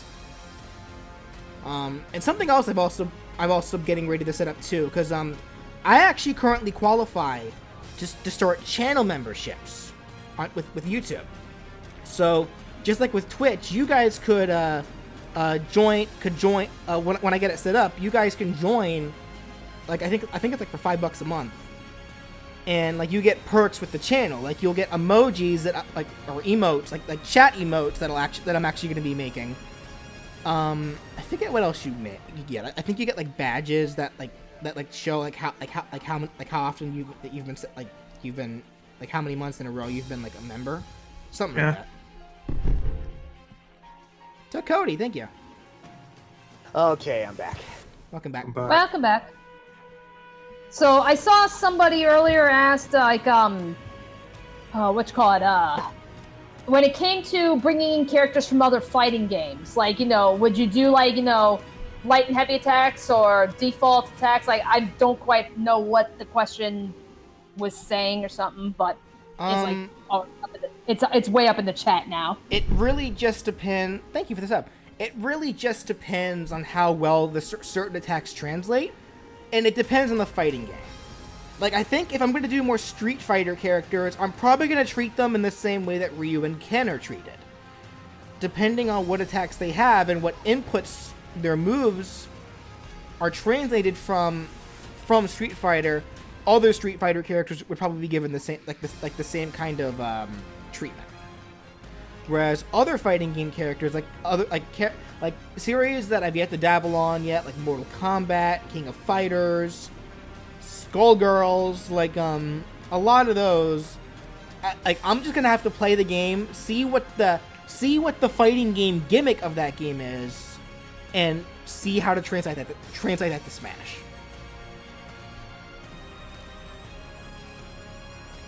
So that's something I'm gonna have to figure out once I get more into figuring out what who's gonna get what. Okay. And then I saw someone asked favorite Sly Cooper character and game. I like Bentley. And Sly 2 is a good one. Yeah, oh man, it's like, yeah, if I had to choose between like which was my favorite game, I give that to Sly 2, Band of Thieves. Favorite character, however, that's a tough one. Because they're all so good. All right, come back to me later on that one. Like, for favorite character, I'd have to say for me, it's probably a toss-up between Bentley and Carmelita. As for favorite game, I personally had the most fun playing Sly 3. Oh yeah, Sly. Yeah, don't get me wrong. Yeah, Sly 3, Honor Among Thieves. That's another really well done sequel. Or whatnot. Sly 3, I had the most fun playing. I really liked the story. I loved the new characters that they introduced and bringing back some of the older ones. So I'm just like, yeah, I'd have to say that one's my personal favorite. Yeah, it's just so weird because it's like when it comes to me, comparing like both Sly 2 and Sly 3, it's like, don't get me wrong, Sly 3, Honor Among Thieves, I would say they've had like quite the fair share of improvements and vice versa. But I don't know, honestly, I think it's because I think it's like, for me, is like, I just had the most fun playing Sly 2, and I guess, dare I say, like, the most memories with Sly 2 compared to Sly 3. Because it's like, as good as Sly 3 was, I don't know, to me, it didn't really stick as much compared to, say, Sly 2. But no, it's like, yeah, with the improvements that he made compared to Sly 2, and heck, even the throwbacks that they've done from previous Sly Cooper games, like, that was another nice attention to detail. I also love that. Like how they brought back Mugshot of all characters during the 3rd chapter. Okay. All right. But I guess before we continue, so list time. Okay. Alrighty, so hang on, let me get these last ones in real quick.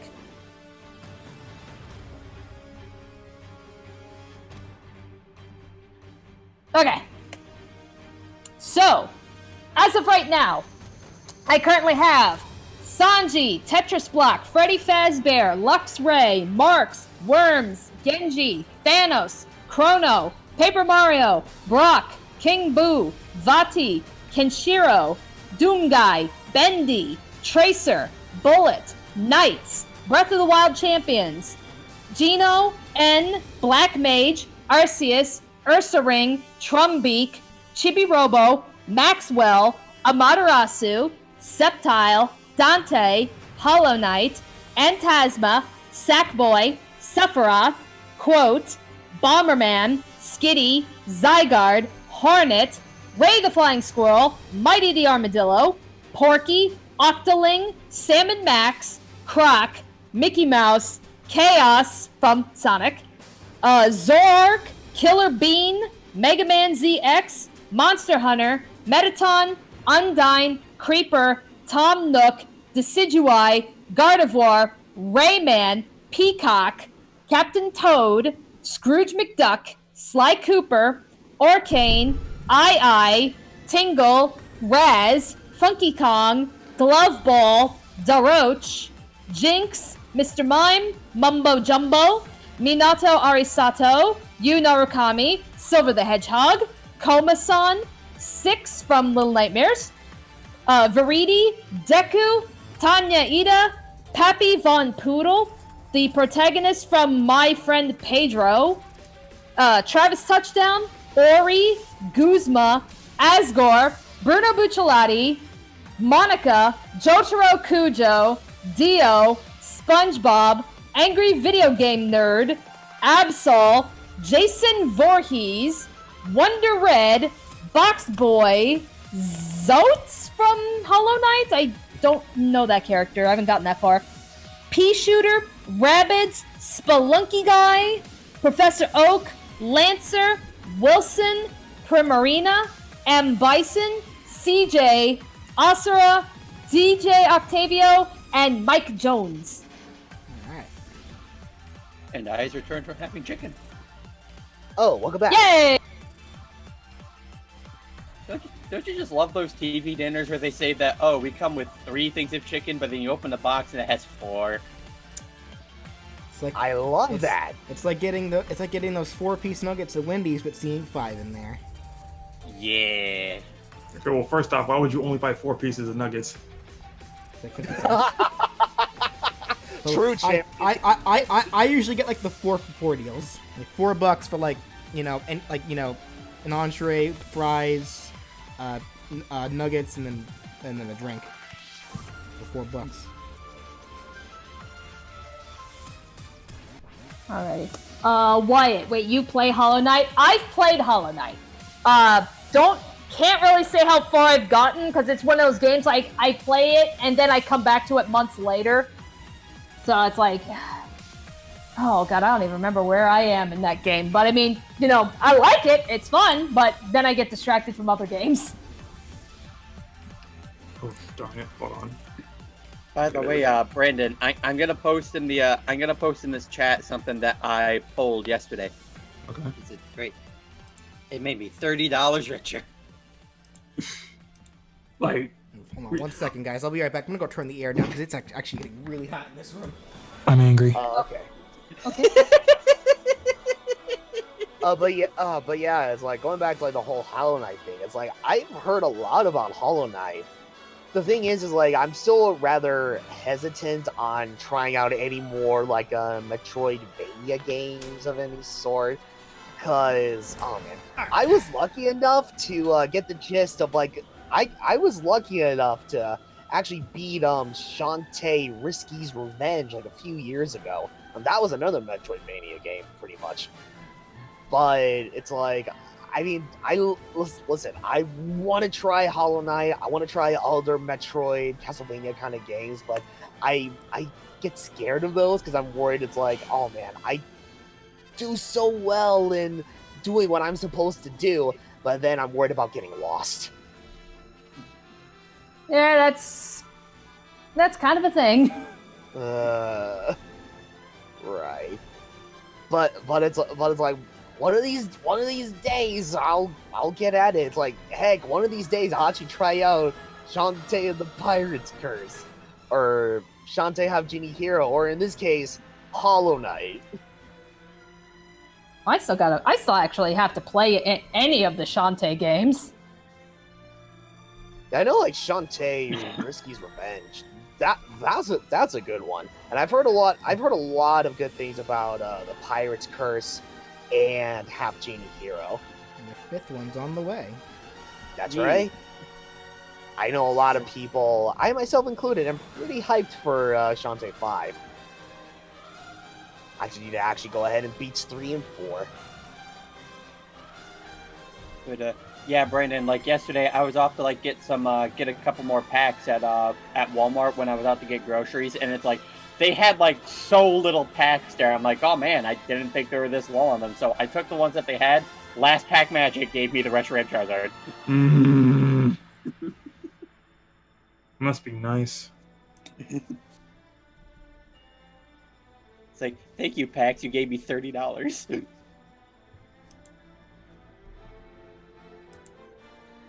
Well, at least I still have my ultra rare Cynthia card. I mean, I still have it too.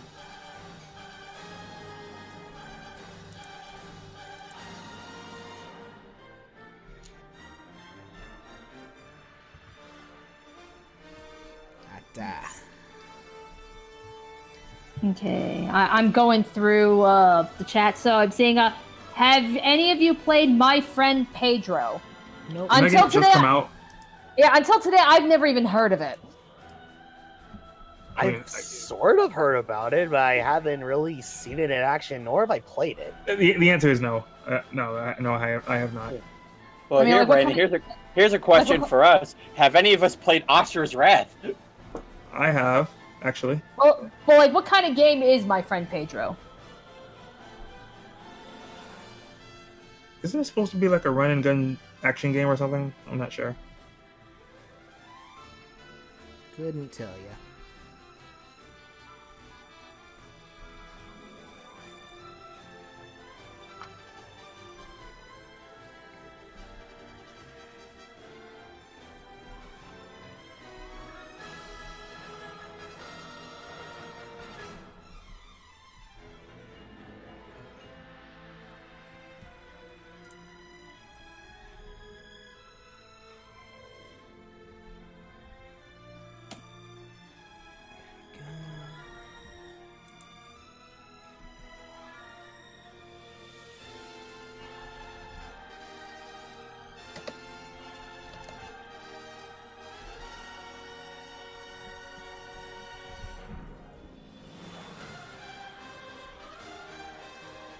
Like this music.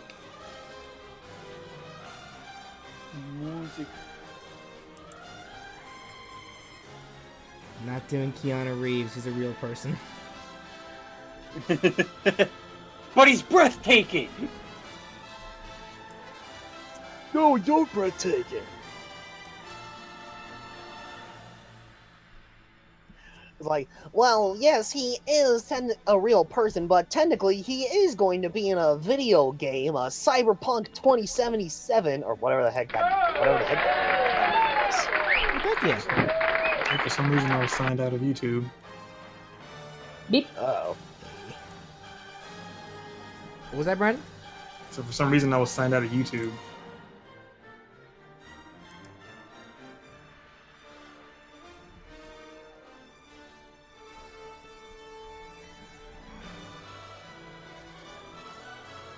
Okay, so I knew it was a run and gun game.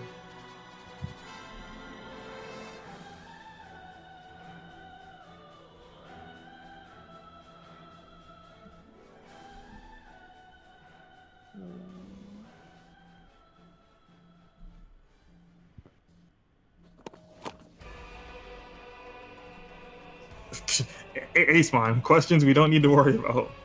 What's up? He said, at this point, I gotta ask, where's Malik? So don't worry about it. Hey, that is a good question. We cannot have a complete stream without Malik. Let the man live his own life. I'm sure he's working. I'm sure he's busy. Yeah. Hey, he got his Linkle, okay? This is true. Who kicks the ground and stands in the middle of explosions? Have we played Terraria? I I know I tried it out like a while ago. You know, I thought it was okay. I think we're more Minecraft people though. Well, But isn't that what Terraria is? No.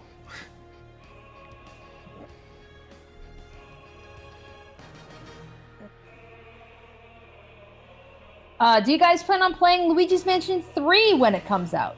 I do. I mean, I like to. I still need to play the first game.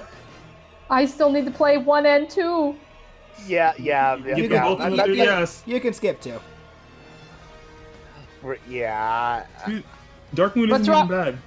What's wrong with 2? Nothing. Well, it's a fine enough game. It's just, I don't know. I found it kind of limiting. It's like nothing's wrong with Dark Moon. At least it wasn't. At least not to me.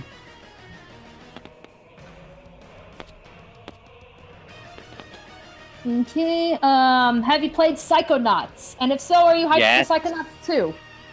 Yes, but I even tried to do a Let's Play of it on an old group Let's Play channel that ended up not going anywhere. Brian, we don't talk about that. Yeah. Ah, man, again, another game on my backlog. I have yet to try it out. It's like, the first Psychonauts. Oh, it was so much fun. Yeah. Oh yeah, I've seen like a playthrough by a Slow Beef like years ago where he played through the entire game, and no, I thought, okay, as interesting of a concept of a game it is, I thoroughly enjoyed it from what I've seen. I'm still kind of in disbelief that we actually are getting a Psychonauts 2. I know it's That's always been like the gaming. That's been like one of those like gaming jokes where it's like, oh yeah, it's coming, sure, yeah, huh? It's pretty much like what, like Half-Life 3. It's like, yeah. It's like, it's one of those things like, yeah, we keep saying that's what we want, but it never shows up, and it's like, yeah, we've pretty much given all hope that it's ever coming, and then, oh my god, it's actually coming. It's like back then, it's like, you think there's gonna be a Psychonauts sequel? Well then you have the insanity of amenity! Oh right, that's where that quote was from. Now I remember. Well, how should I know? I'm a dentist. I just want to know, how are they going to top the Milkman? How can they possibly top that level? I am the milkman. My milk is delicious. Oh man. Oh, I'm sure they'll find a way. It's like you have little like Girl Scouts like chucking bombs at you and such. It's like, BJ, oh my don't god, forget to blush. Have we played?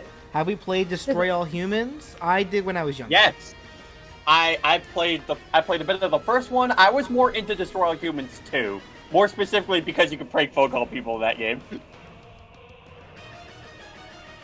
Video game in my backlog number 45. Gosh darn it. are you hoping for another Mega Man game? They're gonna make one. They hinted at that hardcore. Will it be Mega Man Legends 3? Never. Man, worth a shot. What is it with games in a name with the number 3 and then that end up not coming out? Yeah, whatever happened to Sly 3? Oh, wait. It's like, yeah, really, how come we haven't had a Toy Story 3, the video game? I think we did, actually. Yes. Yes, we did. Like, you ever notice that all of Valve's games, they've never had a third installment?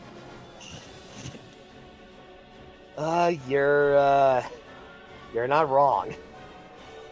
Half-Life 3, Portal 3, Team Fortress 3.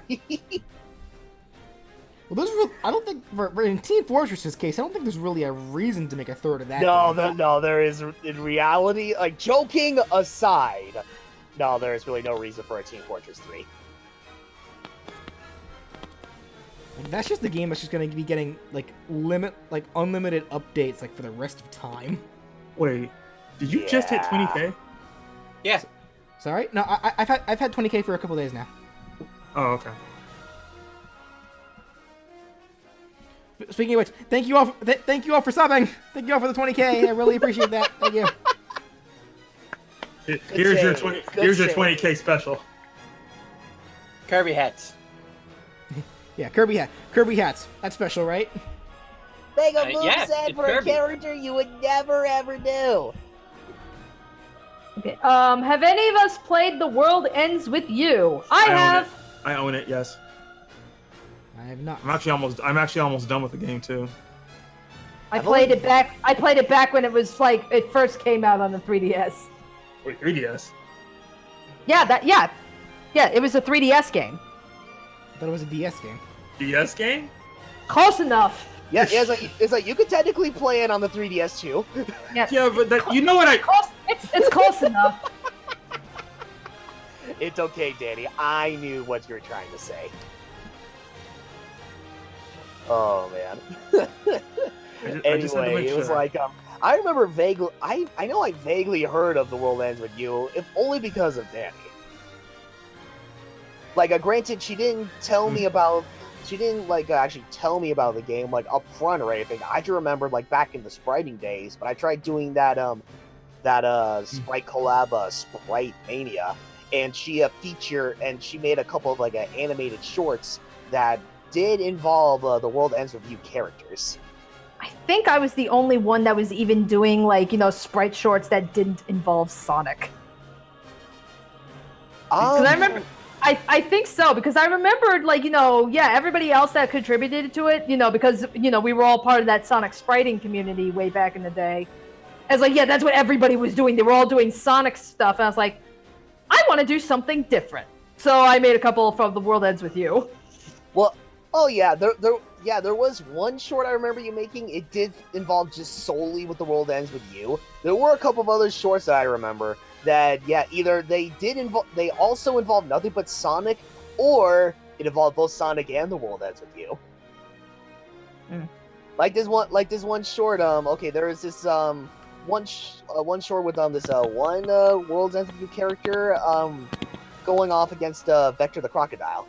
Yeah, that was one of mine. You know what just suddenly started flooding back into my head? The usernames of a bunch of those people that we used to talk to. The World Ends With Para. Remember that guy? Yes, I remember. Who else was there? aside from BFG Prime, because she was the big one. I know whenever I do a live stream, I'm constantly hearing Pretty Pants. Well, I know. Of course there was Matt, but I mean, we still talk to Matt on Twitter. We still talk to Matt. Yeah, I'm talking like those we don't really talk to anymore. Like it was Kendall. Oh, gotcha. Yeah, Kendall was one. Remember her. Isn't she still around? Yeah, Kendall's still around. Is she? I don't see anything from her at all. Yeah. She's still like gets a hold of me every now and again on Twitter. I know. I know there was Razor, but it's like Razor. I think out of everybody, he was like the really big Flash animator. Like he knew Flash like very I still well. talk to him. He's still around, I think, too. He is. Oh, all right. Well, have fun at work, Brian. Anyway, Razor. I know much like Kendall. Yeah, he's still around, mostly on Twitter. Well, Okay. I see him on Twitch too. You guys remember Josh? Not my friend Josh, who I know who you're talking about. Yeah. Yeah, Joshua the Dark. That's it. That's the 15. guy. That's the guy. I miss him. Who else was there? Oh man. Ooh, now I'm trying to remember all their names. Dark Dayton. Oh, okay, yeah, sure. Sparks the Hedgehog. Revan, yeah. or Revan. Or actually, wait. Oh my god. Jeez. There were so many people. I don't remember. So there were loads. There were two. Adams. There's like a Clayman01 Adams. We Curb Max. Curb Max, the dude who got me to make who got me to make videos in the first place. I'm Yeah, surprised- you I'm guys surprised out of you all guys the want to people know his name did it- you guys want to know who it was who inspired me to make YouTube videos at all? Curb Max. He's not around anymore, fortunately, because he had some funny stuff. But you know, Yeah, I'm that was surprised. the I'm guy. surprised out of all the names, you know, that was one of the first that didn't come to mind. You know? Dang. But yeah, Curb Max, Claymation, Adams Wii. I know he's still around because it's like I think recently I just saw like a Smash video of that he posted on his channel. Yeah, you said what was the one you just said? Clay? What was Clayman01. Clayman01? That's right. Hazaboza. Oh yeah, Hazaboza, the one that actually attempted to call us out. Be like, hey, are you guys doing spiffing mule gigs just because you want to get nothing but views?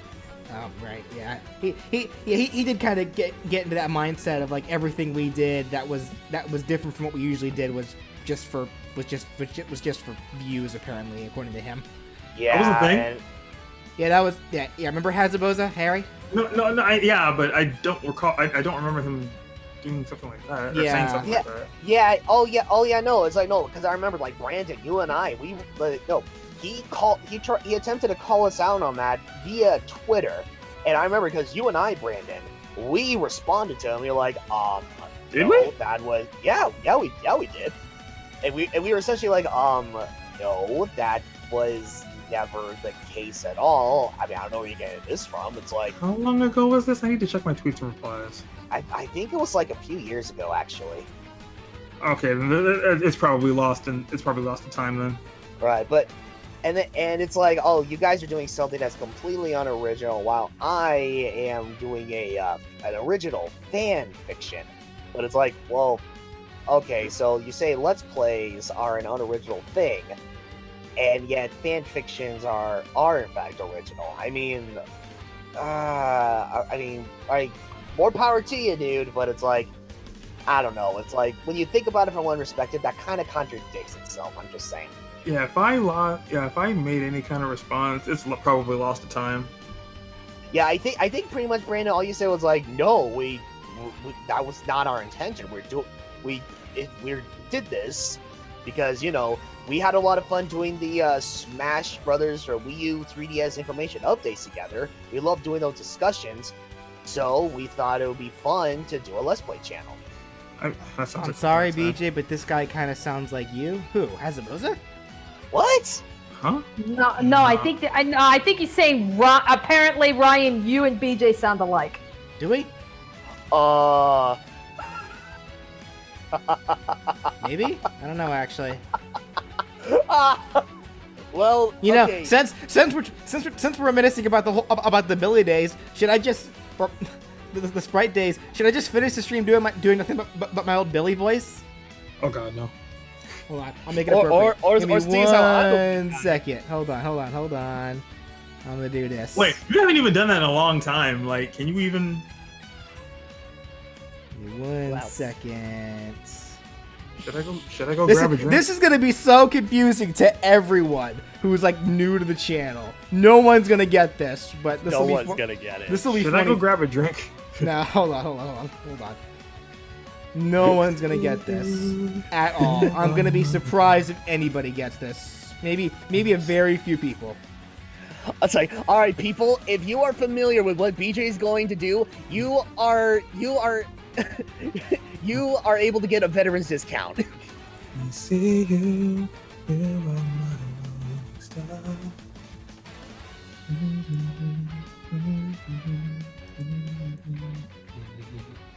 Here we go. Hold on. See you are my Here we go. Hello, everybody. I'm Billy Piranha. No, I'm Billy Piranha. Now I'm Billy Piranha. Like, hi, Discount Stitch. You're not wrong. You're Yeah, not no, wrong. chocolate room. Some still dry and Oh others no, I don't want. still No, depend. now I don't want. Now I don't want to do it anymore. I forgot I did that. I forgot. You ruined it, Ryan. I You forgot- ruined it, and I hate you for it. I forgot I did that. I'm angry at myself now. This was back when, like, back when I was like 16. I didn't know any better. None of us knew any better. Like, but you we know still what? had fun doing it, though. Oh, jeez. I remember one of the cringiest videos that I made was to show just how out of touch I was. Like, or really, I should say, how stuck I was along with everybody else in that old spriting community regarding the whole Mary Sue stupidness. Because I remember, I don't know if you guys remember this, but there was one of those old, Windows Movie Maker videos where I had Falcon, Snake, and Kirby all Falcon punch a sandbag. And then Billy Falcon punched the sandbag and it made the world blow up. Like, if that's not Mary Sue, I don't know what is. That's just like, I think back to that, I was like, oh, I hate myself. No. I hate myself. Stop that. No. It was just bad. It's just, okay, look, it's just like me when it comes to Sonic Halo, alright? Looking back at it, yeah, it's dumb. The concept alone, it's really dumb. It went from a simple parody of Kudu 17's sprite videos, combined with Arby and the Chief, and it escalated into Kudu 17, Arby and the Chief, and a bunch of other fan characters. Yeah, the concept was dumb, but come on, let's be real. That at the time that we still had fun doing what we had fun doing it, but it doesn't make any less cringy. Then again, you could probably say the same thing can be said for a lot of things, really. Like that feeling when you look back at something you made from years ago, and no matter how great it was at the time, you look back at it, you cannot help but cringe. Okay. Anyway, I need to risk. List time. Yes.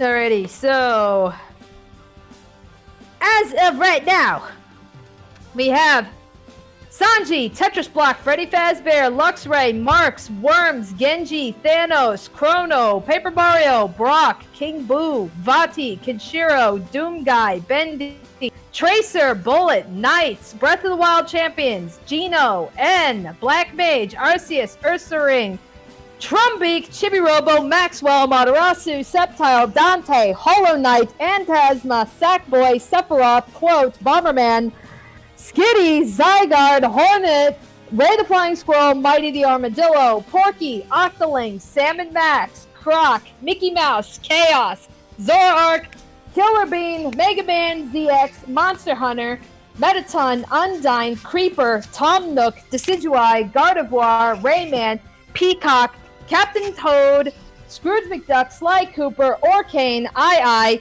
Tingle, Rasputin, Funky Kong, Glove Ball, Daroche, Jinx, Mr. Mime, Mumbo Jumbo, Minato Arisato, Silver the Hedgehog, Yu Narukami, Komasan, Six, Veridi, Deku, Tanya Ida, Pappy Von Poodle, Pedro's Friend, Travis Touchdown, Ori, Guzma, Asgore, Bruno Bucciolotti, Monica, Jotaro Kujo, Dio, SpongeBob, Angry Video Game Nerd, Absol, Jason Voorhees, Wonder Red, Fox Boy, Zote, Pea Shooter, Rabbids, Spelunky Guy, Professor Oak, Lancer, Wilson, Primarina, M. Bison, CJ, Asura, DJ Octavio, Mike Jones, Red Angry Bird, Cube, Neku Sakuraba, Snatcher, Jono Giovanna, Candace, the main character from Terraria, Foreman Spike, Big Daddy, King Dice, Glowbox, Louis, Noir from Hyperdimension Neptunia, Crypto, Sora, Timmy and Tommy from Animal Crossing, Trevor, Chun-Li, Sparkster, and Phoenix Wright. Okay. Alrighty. Yeah. Let's focus our attention back to the chat because we kind of went off on a tangent of the old days. So That's a little trip down memory lane. Yeah, it was a real trip, all right. Okay, did I miss something? No, oh, no. We just, Danny just finished reading off what was shown on the list of requests, and we're resuming back where we left off with the Kirby hats. Okay. Pelican, you're a little late, buddy, considering Phoenix Wright and Cuphead were already said. So. Oh, it's like Ashclona asked BJ, have you played Friday the 13th, the game? Nope. I have not.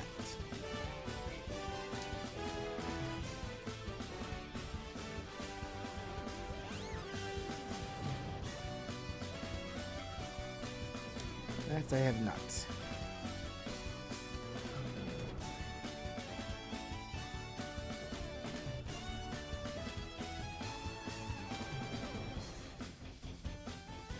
Looking cool, Joker. Pardon? No, I was reading chat. Yeah, like Ray Gun Curbs, I guess it was quoting Organa. Persona 5.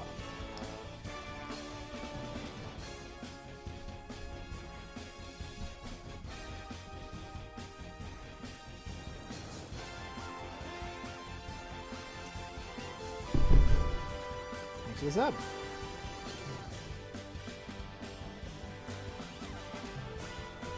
I guess, does anyone have any other questions regarding anything for me? Or maybe us? Here you are. Oh, Fazbear Cousin asked, so anyone play Candace of Hyrule? Played it, beat it on stream, love it. I still got to get around to getting that one because that looked like a lot of fun. Yo, I'm curious now, Brandon. Seeing as how you've beaten Candace of Hyrule. Candace? It's What? Cadence. It's Cadence? Cadence, yeah. Yeah, it's Cadence of Hyrule. Oh. Cadence is an actual musical term. Oh. Whoops. My bad. Anyway,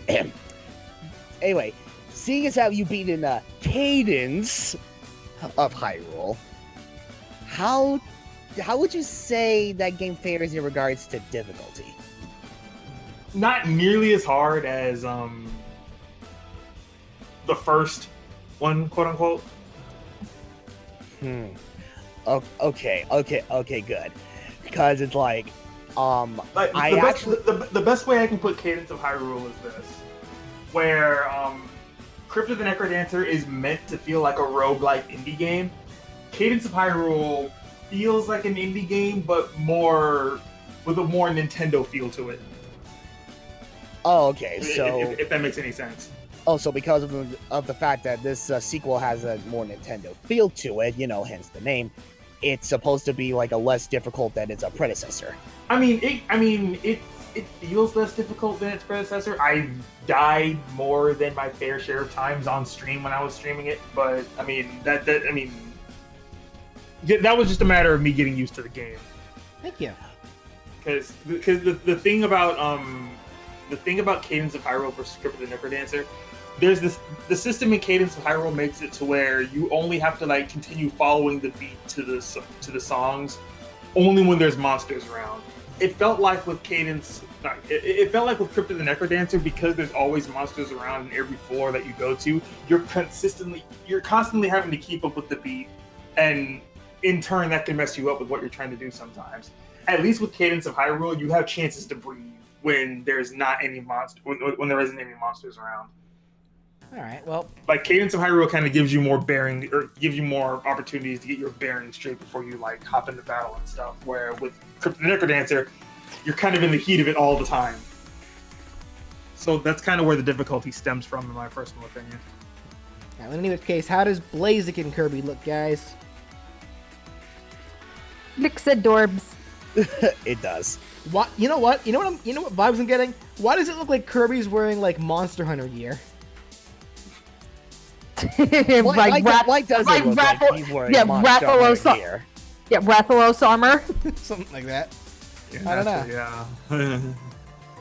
All right. Well, anyway, we're gonna stop the presses, folks, because next up is the big one. Because we just got through character 14, which was Pokemon Trainer Hoenn. Next, we're going to character 15. Does anyone happen to remember who character 15 was. Oh, off the top of my head, no, I don't.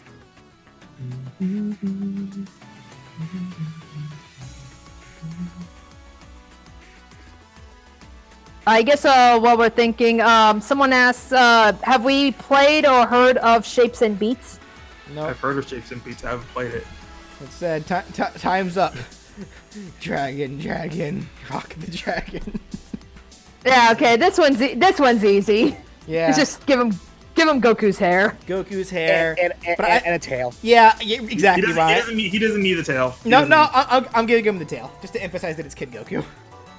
Yeah. And of course, we're gonna have Kirby do the Kamehameha. Kamehameha! Cursed. I cannot unsee this cursed image. Mr. Prophet 1, why do you do this to me? Give Kirby big eyebrows. The eyebrows? Yeah, I guess I could. I mean, it worked for Ryu, I guess, and Lil Mac. Oh, you might as well go ahead and just give him Goku's eyes, too. Like, Joker's weird ass, like, pasted on eyes on Kirby. What was up? I don't get that. I didn't get that one. Like, you could have just given him the mask and the hair. That would have been fine. Why did you give him these weird, like, paste on eyes that don't blink? Why the anime eyes? They don't blink. They're just pasted over his real eyes. It's so weird. I want everyone to realize that the Dragon Quest heroes for Smash Bros are the closest thing you guys are ever gonna get to Goku, so you might as well accept it. Alright.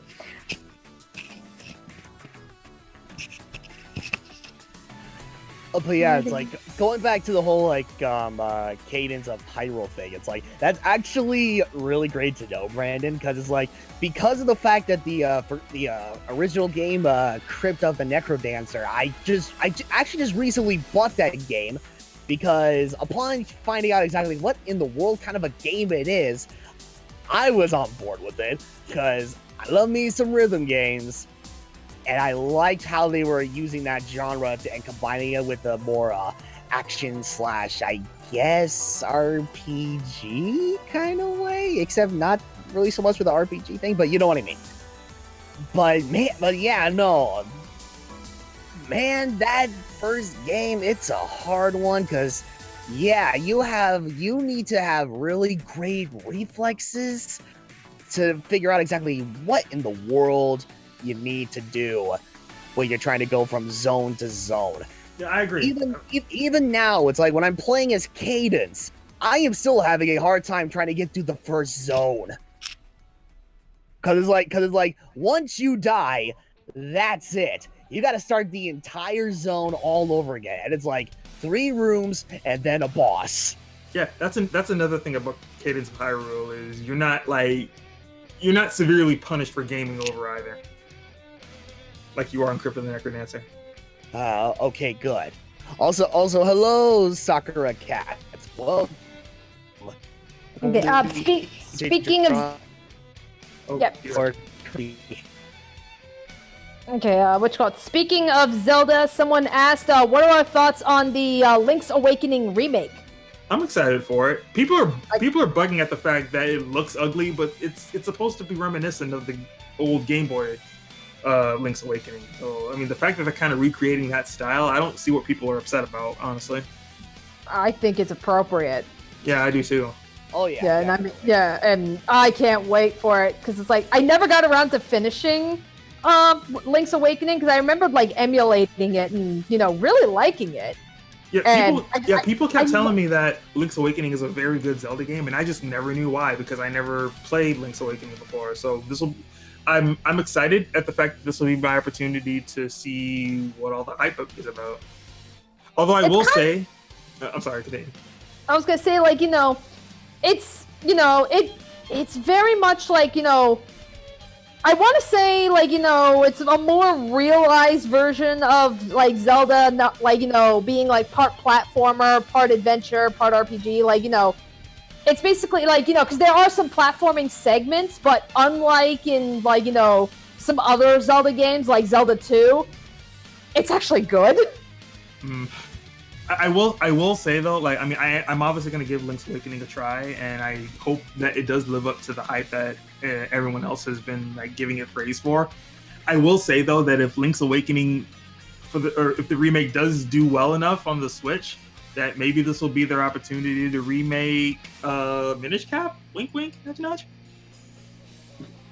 I'd love to see them try their hands at. I'd love to see them try their hands at remaking Minish Cap of all things.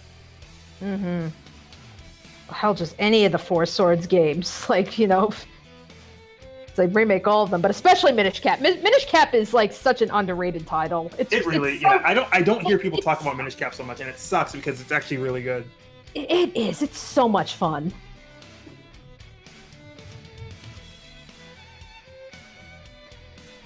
Okay, let me see. Most wanted newcomer. I don't really have any anymore. All the characters I would have liked. I don't even know anymore. But who cares?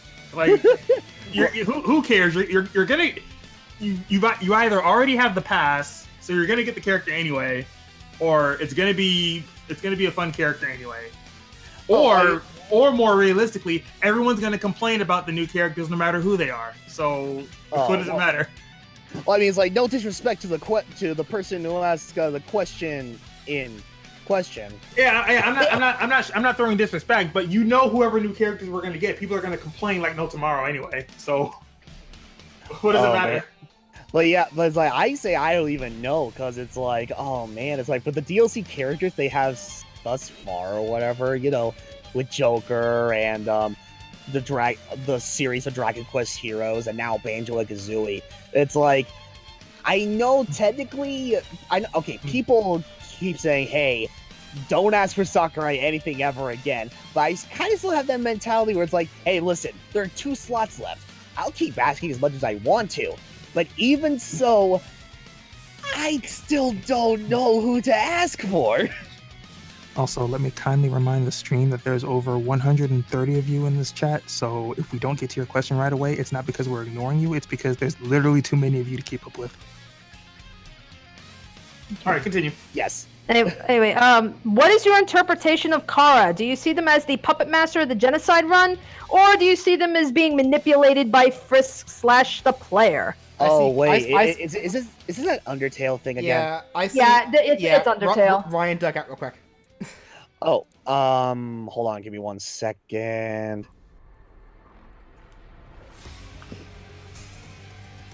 Did he duck out?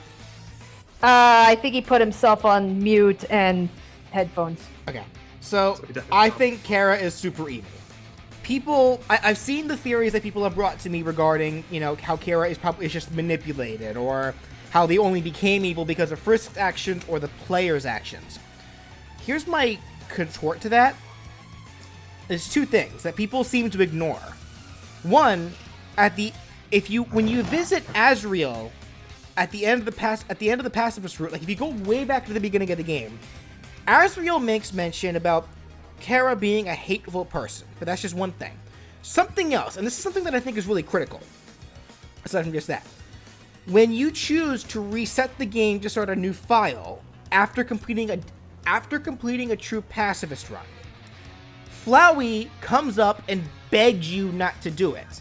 Flowey is sitting here saying, don't reset it, let everyone be happy, let Frisk be happy. And when you as you continue the conversation, Flowey eventually gives in and says, okay, but if you're gonna do this, please erase my memories too. And then he ends the conversation by saying, because there's really only one true threat left in this world that needs to get taken care of, and that's you. And then he gives the name of the fallen human, which if you named him Kara, it's Kara. Because when you're naming the fallen... Because how Toby Fox wrote naming the fallen human was very deliberate. He's not asking you to put your name, he's asking you to name the fallen human. Now, of course, he was misleading on which fallen human, because everyone, of course, at first thinks that you are naming the fallen human you're controlling, when really you're naming the fallen human, the first fallen human, which is Kara. Flowey ends the conversation by calling Kara the final threat of the world, the one that can erase everything. And something else that I want to kind of bring up as well. Why is it that Kara is only, like, people I've seen make the argument about how Kara is possibly the narrator, like, of the game, the one that gives you the stats of all of the monsters, the one that, like, you know, makes a comment about other things. I can accept that with only one thing. Only if Kara had amnesia when that happened. Because if that was the case, why didn't Kara have more of a reaction to seeing Toriel? Or how, I don't know. And even then, how could they have known about Papyrus and Frisk? It's kind of or Papyrus and Sans, I guess, one of those things. So, I don't even know about that. But regardless, whenever red letters pop up during a genocide run, we know that's Kara for sure. Why is it that only killing is what awakens Kara in that state? And on top of that, Flowey doesn't recognize Kara at all unless you do the killing spree at the beginning of the genocide. After you kill Toriel, after you start initiating the genocide run, why is it that Flowey only then recognizes that that's Kara?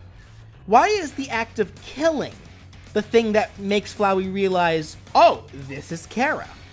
Why is that the case? Yeah. And it's like, and I mean, I've always interpreted just because of the fact that, you know, Kara is supposed to be representative of, you know, of the player. And, you know, that's like, you know, that's more or less pretty much. Well, I don't even think that's the case. Because remember, in Deltarune, when you're making, you know, at the beginning, when you're making this vessel, which ends up getting thrown out anyway, Toby Fox deliberately puts name the vessel and then give your name. It's very deliberate. I'm not even counting Deltarune right now. We have no idea where he's going with Deltarune right now. So until it's done, I'm not including it. I use that as an example because I don't think when Toby Fox, when it says name the fallen human to give your name, it specifically says name the fallen human. You're not supposed to give your name. You're supposed to just name the kid. It's not supposed to be you. That's why. Well, that's the thing. Yeah, but then it's like, so I get that, but it's like at the same time, it's just one of those things, like, you know, I don't know, because it's like you play through, like, because yeah, when you're playing through the neutral route and everything, Frisk doesn't even get a name drop. You technically don't learn Frisk's real name until you've completed the pacifist route. Right. You know, because up until that point, you're just thinking, oh, I'm naming it for myself. It's not until you complete the pacifist route is when you realize, oh, this is a separate character. And it's when you go and complete the genocide route is technically when we meet Kara with the name that we've given. So, I mean, it's like, you have to play both of those routes to really understand that these are two separate people. And it's like, it's just one of those things where, again, it's one of those ones where it's like the whole point of Undertale with, like, you know, the whole morality system and everything. So it's like, that's like, I've always interpreted Kara as like kind of being more so like, you know, this is representative of you and your bad decisions. Because everything that you've done, you know, which is not for nothing typical of an RPG, you know, where you're going around and you're killing monsters for coins and experience, you know, I mean, that's pretty typical of RPGs in general. Undertale flipped it saying, you know, yeah, that's what you did, but look what happened. You killed the underground. You know, shame on you. And also, something else I'd like to bring up as well, because someone brought this up a little earlier, how Kara sacrificed himself for the sake of the monsters. Because the whole deal was that, yeah, Kara ate the flower that poisoned themselves, leading to the death. So that way they can use their soul to fuse with Azrael to go out, find humans, and break the barrier. But Azrael brings up another point, interestingly enough. When their souls merged at first, Azrael wasn't the only one in control. Azrael says that Kara does in fact have half of the control. And the one who picked up Kara's body, crossed the barrier, and brought it to the village? That was Kara's doing. That wasn't Azrael doing that. That was Kara who did that. And Kara was the one that wanted to kill all the humans to get the souls until Azrael stopped them.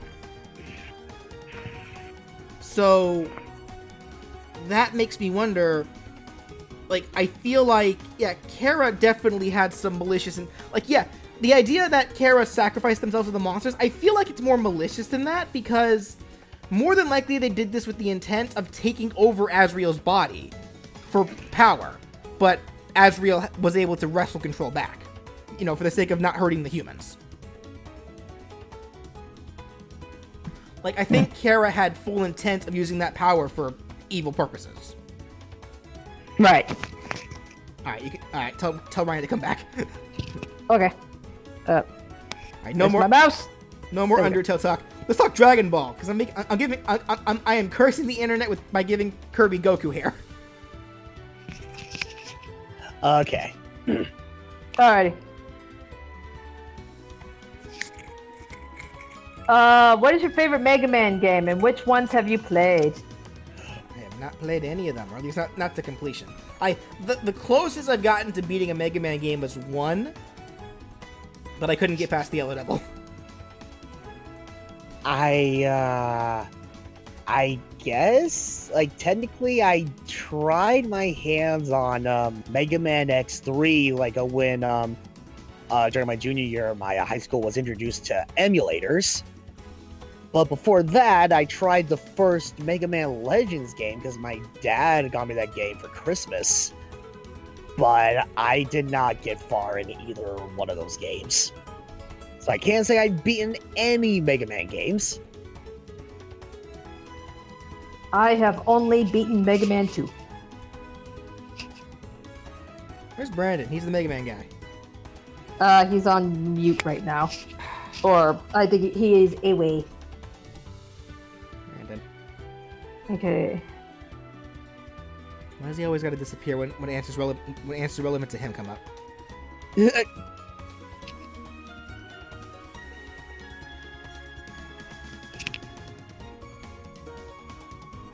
Alrighty. Favorite Gen 8 starter? For me, it's a toss-up between Grookey and Sobble, but I'm gonna end up picking Grookey because I really want Dreadnought. Oh man, I'm still having a hard time deciding, to be honest. Sobble Squad for life. We just biased for the water types. Because they're all good.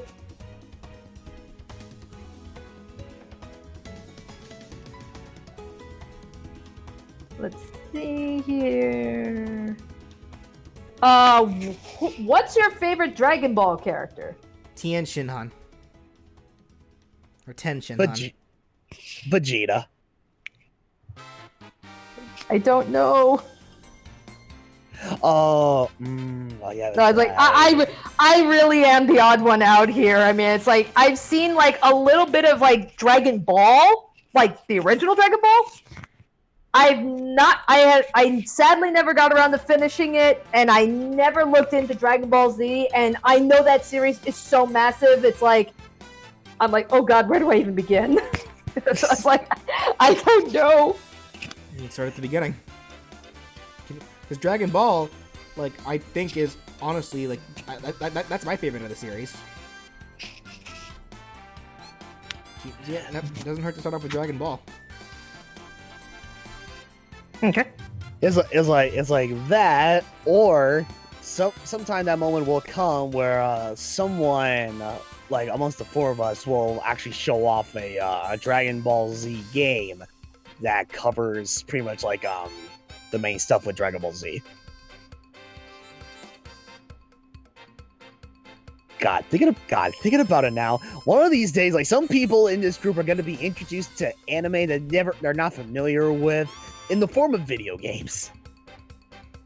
Right, possibly. Yeah, like Dragon Ball, and then something else. I don't know. Alrighty. I'm trying to think. Will you play any Toho games? I have never done that. Toho? I don't know. I've seen I think one Toho game in action. I never put it into consideration of doing it for the channel because it never really. The only thing that caught my attention with Toho are just the memes. And a couple really bizarre videos to come out of the fandom, I guess. But in regards to bringing Toho to the channel, I've never put it into consideration because for games themselves, they never really caught my eye. They're like bullet hell Mega Man games, right? Yeah. From what I gather, yeah, they're bullet storm games. Which I mean, it's like, okay, actually. Thinking about it now, I think for the most part they're bullet storm games, but I think there are some other Toho games that play it off like a Metroidvania style.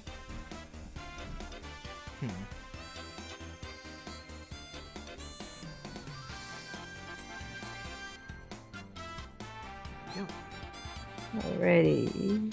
Yes, Danny, it's 8 o'clock. Yep, I'm getting the last I'm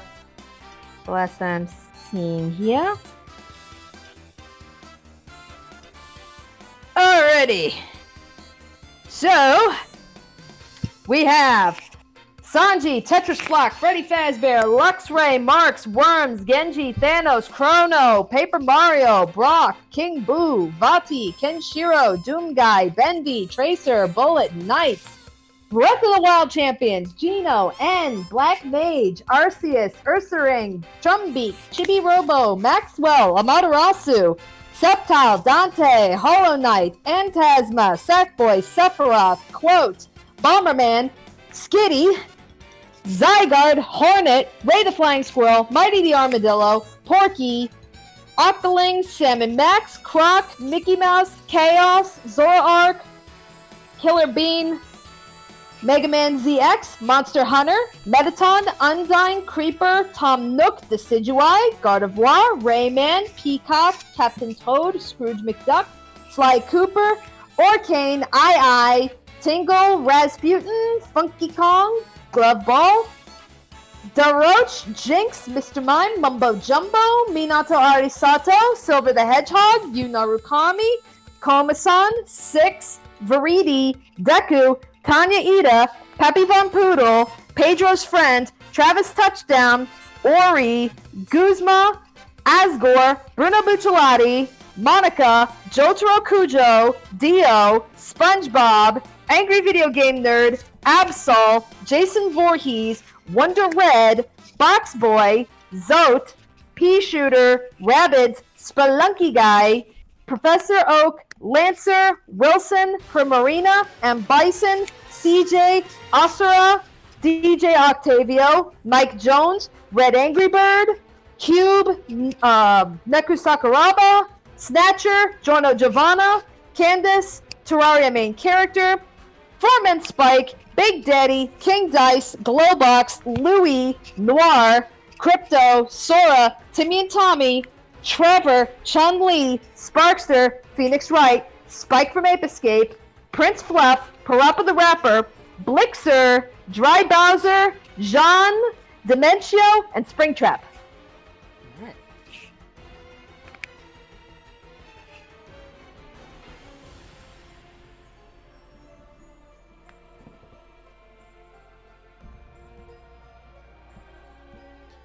All right.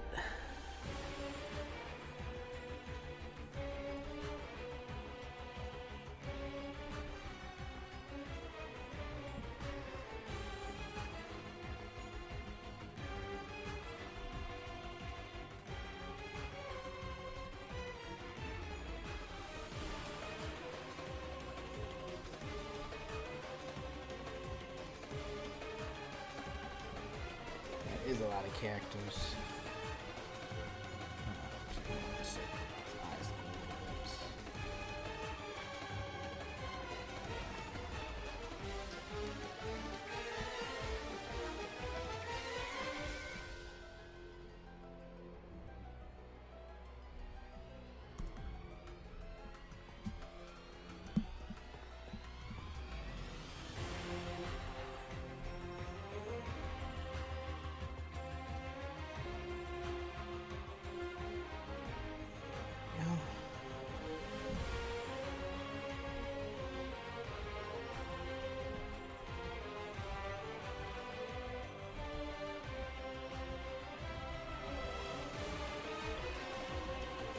Elspeth. Okay. Duh.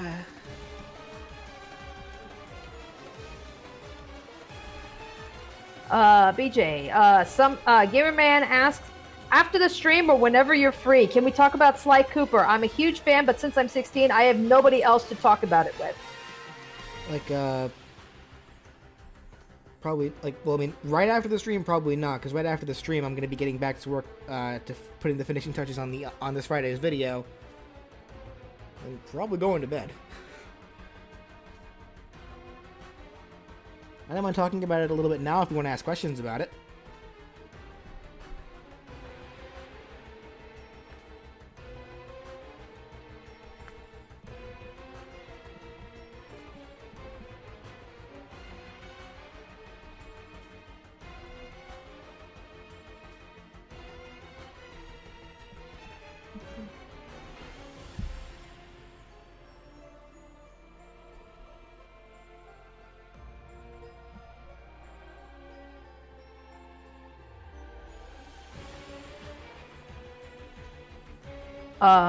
Michael asks, will you be doing Tails this stream?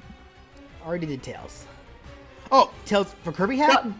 Yeah, for Kirby Hat. Kirby Hat Tails. Possibly. That's kind of my goal, actually. Because Goku I should have done here in maybe the next 10 minutes. What time is it? 8 my end? I'll see how I'm feeling right after finishing Goku. Goku Kirby. Like, if I'm still up for it, then yeah, I will. That'll probably be the last one I do for tonight. If not, then that'll be the beginning of the next Kirby stream. Okay, so Gamer asks, who is your least favorite character in Sly Cooper? Least favorite? There was some characters I didn't care for.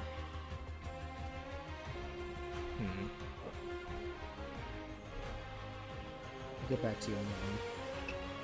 I know, it's like, off the top of my head, I'd probably got to say... What was the frog's name in the first Sly Cooper? Raleigh? Yeah.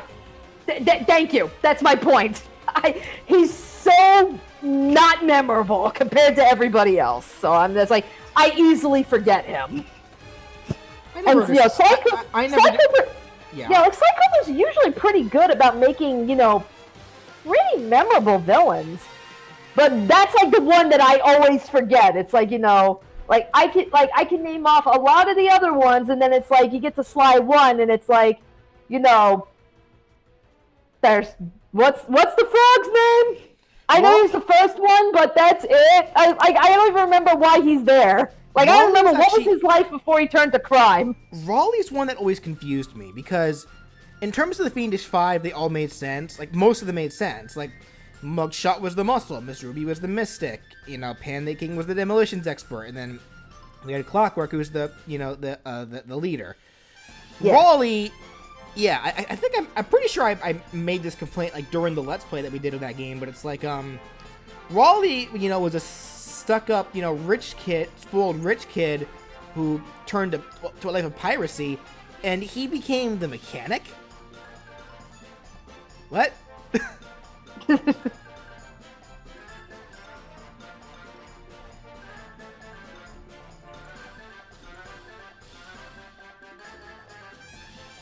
Yeah, so I think that pretty much answers that question. Blush. I'm doing the blush right now. Okay. I didn't forget.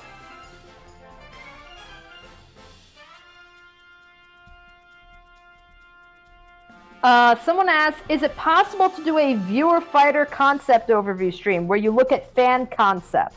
I think that would be a neat idea. I thought of that, yeah, but it would only be for characters that I've already done. Because I made this statement before in the past. I don't want to look at other people's movesets for characters that I haven't done yet, with the possibility of them influencing my own movesets. It's like, that's why I don't look at Smash Flash. That's why I don't look at like other fan sites that talk about this kind of thing. That's why I don't look at other people's videos. Like, yeah. See, I would not mind doing that at all, because again, I love listening to you guys' ideas. But it's going to have to be over characters that I've already done.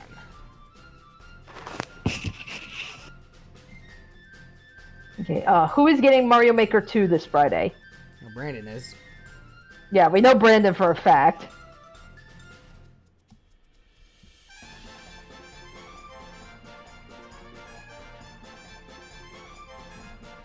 Okay, have you played Shantae Half Genie Hero? Not played it, but I've seen plenty of Let's Plays.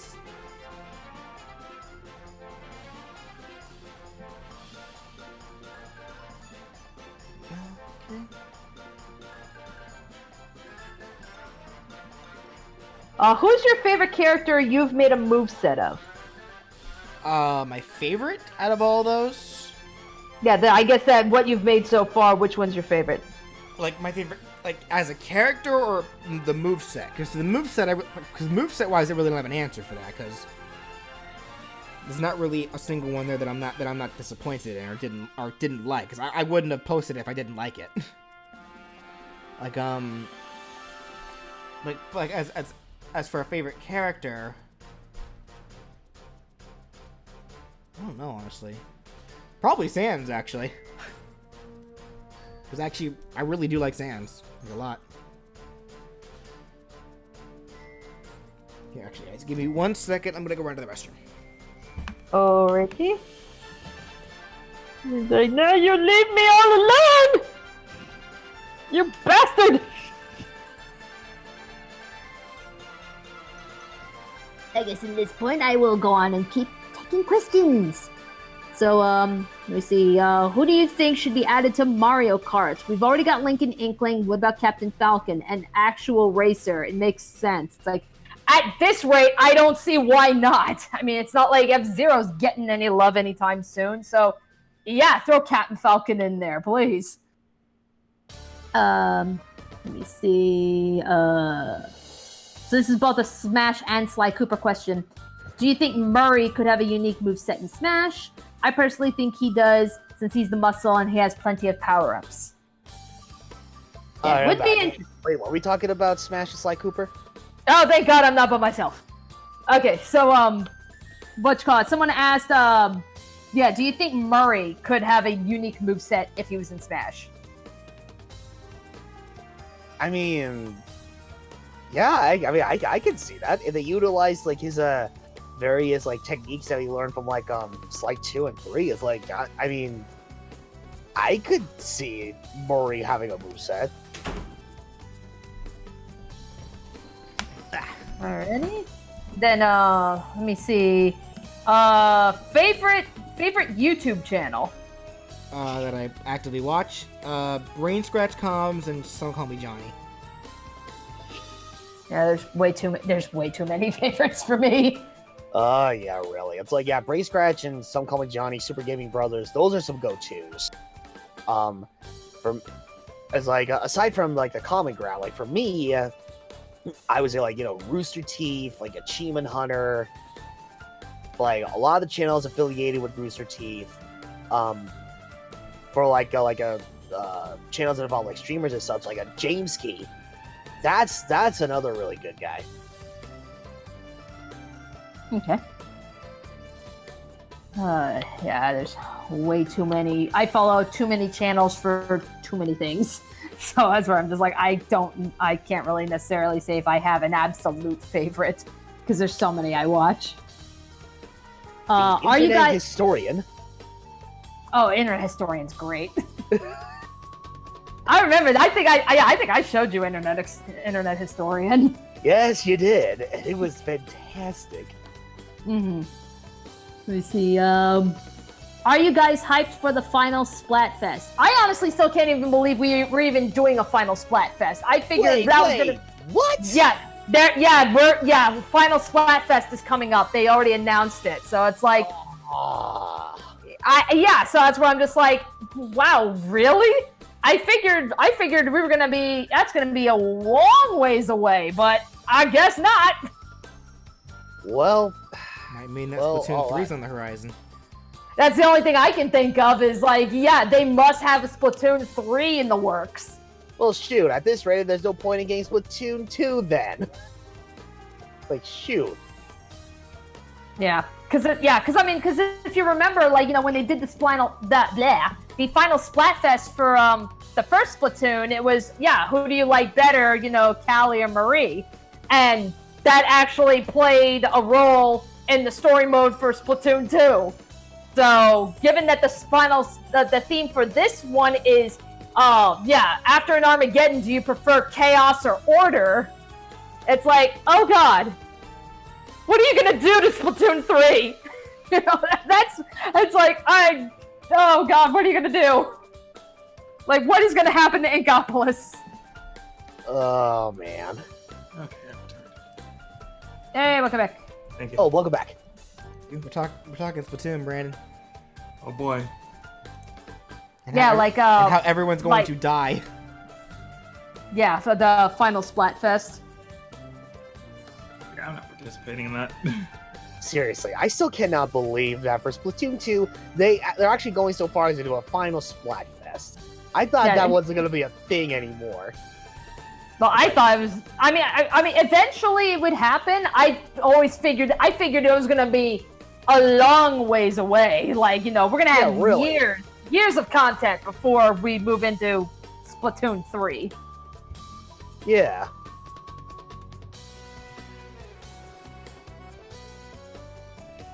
Yeah, so that's where I'm like, oh boy. Let me see here. Have you played Super Mario RPG? Yes. Yes, I love that game. I've seen the Let's Play BJ did on the game on Spiffy Needle Geek. And I technically have it thanks to my Super Nintendo Classic. I've just yet to touch it myself.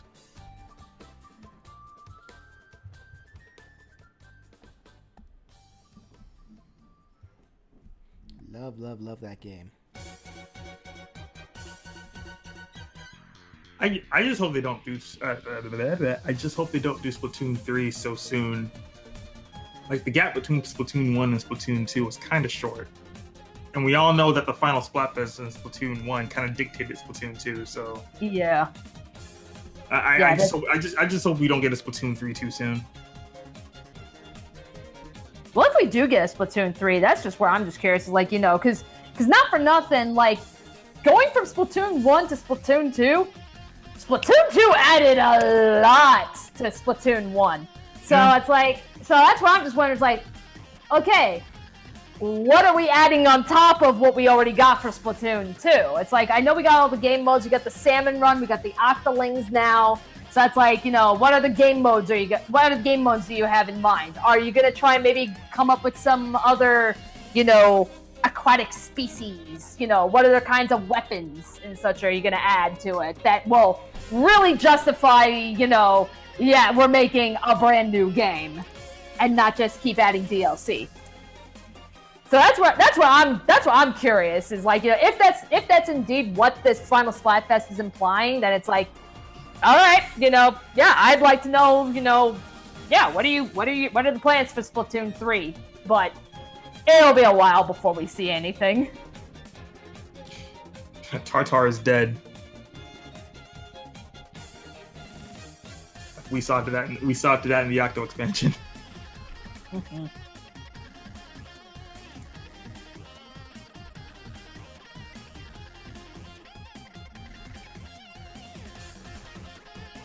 Let's see here.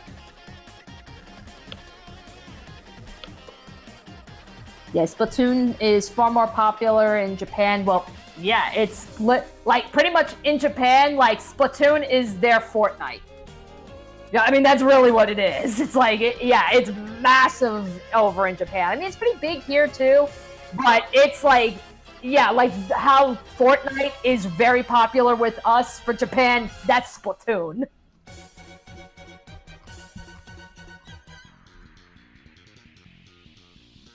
Let me see.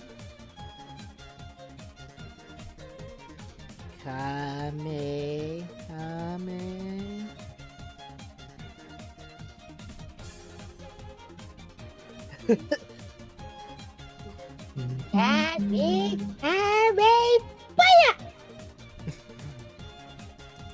Oh, my eyes. Why did the stage stream get taken down? Because we streamed Pokemon, and Nintendo, for whatever reason, does not like any. Yeah, they don't like anybody talking about Pokemon for some reason. Yeah, unfortunately. And well, it is still partially my fault. Like aside from just showing the stream, because I was an idiot and just deleted the video, just deleted it without downloading it first. I really should have just downloaded it first and then just edited that live stream out, that part of the live stream out, and then just re-uploaded it. I should have did that, but I was an idiot and just deleted it without thinking. So my apologies for that, guys.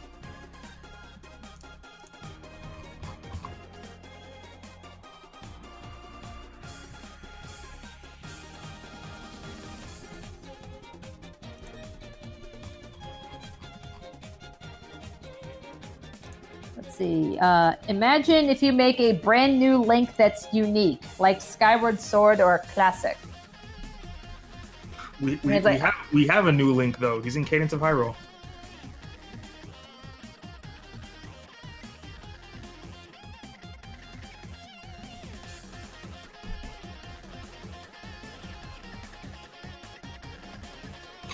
BJ's resorting to the models now.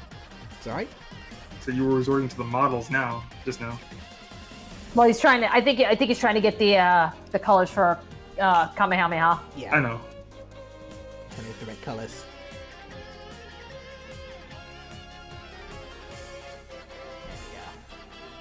Look at this. Kirby's ready to see. Now Kirby can destroy planets. Yes, he can. Kirby's only able to destroy planets if he can do the Kamehameha. Because as Master Roshi has shown in Dragon Ball, like he's able to, like Master Roshi, a normal human, is able to destroy the moon with his Kamehameha. So the Kamehameha, if strong enough, is able to in fact destroy planets. So you know what, guys, you're all right. Kirby can destroy planets, but only if he inhaled Goku first. I just pissed so many people off. I can't believe it. How do people have this game so early now? Sorry? Okay. Samurai Showdown. That game doesn't come out till Thursday. Oh, early copies for reviewers? Probably. Favorite Zelda game? Breath of the Wild or Hyrule Warriors, one of the two. Breath of the Wild or Twilight Princess or Minish Cap. I'm still very partial to Ocarina of Time. I mean that too, but I had just beaten the 3D rendition on my Twitch page a few weeks ago. So is that archive still up? Actually, probably not. But then again, when I tackle Ocarina of Time again, it'll be the Master Quest version. So, and hopefully I won't have trouble beating it this time, since I got past the one thing that kept me from beating it many years ago as a child. Water Temple. Oh yeah, for me, it's like I would love to get my opinion on what my favorite Legend of Zelda game is. The problem is that I've seen various Zelda games in action. Sadly, I haven't played any of them. What is your idea on the Breath of the Wild sequel? So I'm actually they literally said it themselves. The sequel is going to be a thing because they had too many ideas for DLC. Yeah, so this is just them taking their leftovers and making it into a sequel. I'm actually if you really think about it. I'm actually in the camp with the people who think that the corpse that we see in that trailer is not actually Ganondorf but Demise. Don't get me wrong, I'm still very excited for the sequel, but they literally came out and said the sequel is a thing because we had way too many ideas for DLC. Yeah. See, that's like, I've never heard anyone talk about that theory where it's like, the corpse is Demise and not Ganondorf. I've heard a lot of people suggesting, that, between, we see the corpse, we know that what we were fighting was Ganon, and Ganon and Ganondorf have always been two separate entities. And then you look at, like, was at the beginning of Breath of the Wild, like the little image that they used of the hero, and people were like, that doesn't look like Link, that looks like Ganondorf. So what if Ganondorf what if Ganondorf was the original hero, but he got corrupted, and all this other crap happened, and now that task was passed on to Link.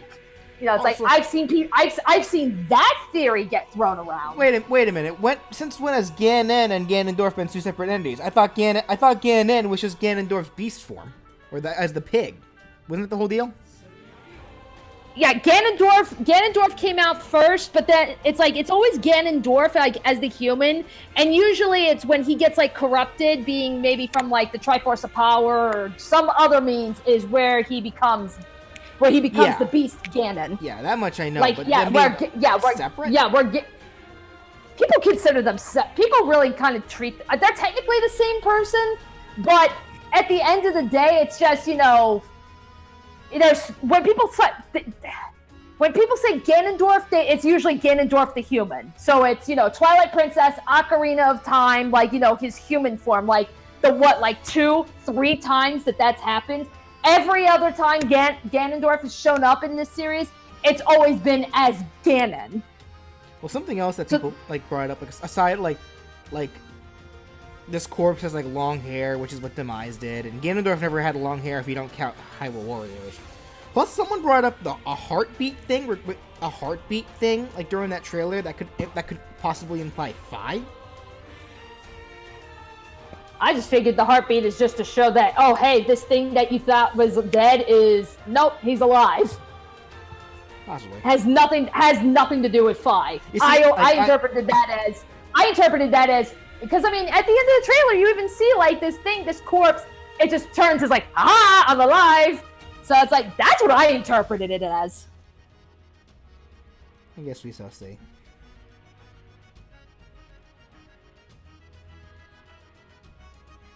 Honestly, I kind of want to see playable Zelda, please. Yeah, really. I just gotta say, I adore Zelda with the short hair. Everyone does. It's Everyone does. It's so adorable. My Twitter, after that day, blew up with people drawing Zelda with the short hair. Oh, they're still doing that. It's if you're not drawing Nessa, you're drawing short-haired Zelda. Yeah. That's really what it is. Yep. Not wrong. What is your favorite Ganon/Ganondorf design? I really like the Hyrule Warriors one, honestly. The mohawk.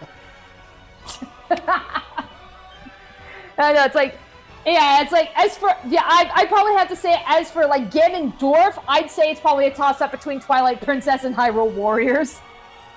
And it's as for the Beast Ganon, I don't have a favorite.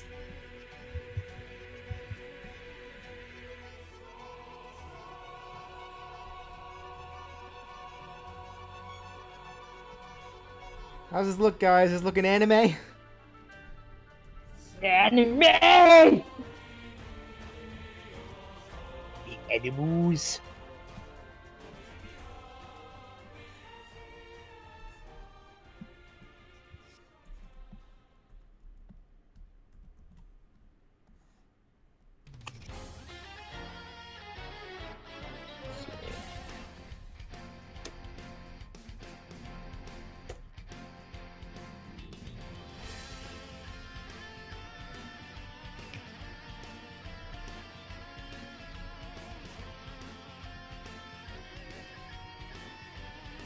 All right, so I guess, BJ, after this, do you think you're going to try and squeeze in Tails after this? Time is it? 8:30. Honestly, probably not. I think I probably will actually call once I finish Goku. Oh, okay. Because honestly, I'm actually starting to get hungry. I think we'll run to Whataburger or something. I guess it's Whataburger. Whataburger, not water. Who else calls it Waterburger? I have such a bad habit of doing that. I call it Waterburger, even though it's supposed to be Whataburger. What a burger. I don't even have that near me, so I can't tell you. Yeah, no, sorry guys. Yeah, I think this probably will be my last one for tonight, because it's I'm gonna want to get more work done on on the next video. I actually almost said the name. Yeah, literally, like my mouth, it almost came out. You guys almost got spoiled on what Friday's character was. This close. Oh my god. Let's only see since Ryan's here. I don't know. Like, you guys down for some more Monster Hunter? A little bit more Monster Hunter tonight? Because I kind of want to play more Monster Hunter since Ryan's here. I'm up for Monster Hunters. I mean, I can probably stay up to I want to say maybe about like 1 o'clock my end, because now it's like I go back to work tomorrow. So. Right. So wait a minute. Are we talking like just for funsies? Or are you thinking about like a mic? Just for fun. Oh, okay. Yeah, not streaming it or anything. Just for fun. Right.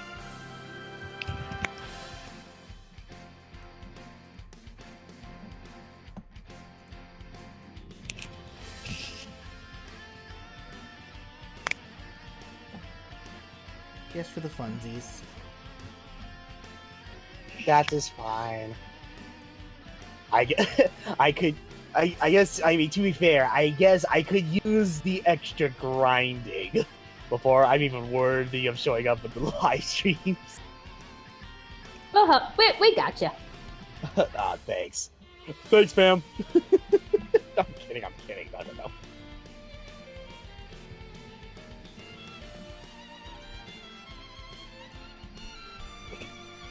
Come on. Come on.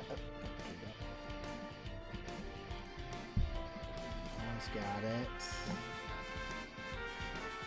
Trying to pull off some sneak. That's a little closer.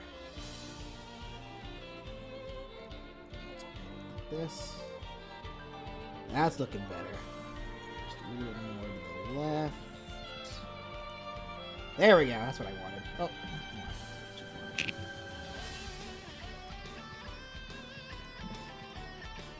Can we please have the list? I'm gonna wait until because BJ's almost done. So I'm gonna wait until he's completely done with Kirby, and then I'll read off the list. Yeah. Like, yeah, because like I would read it off if you were gonna make another one, but since this is your last one and you're nearly done, we can wait.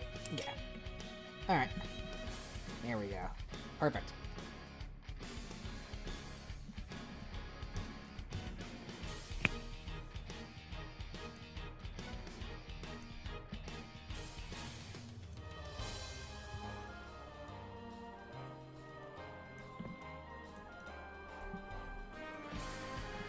The hair is amazing. How did you do it?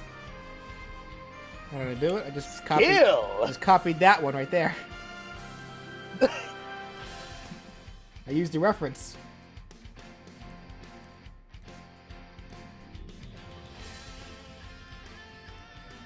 The heck? Hold up. Hold up.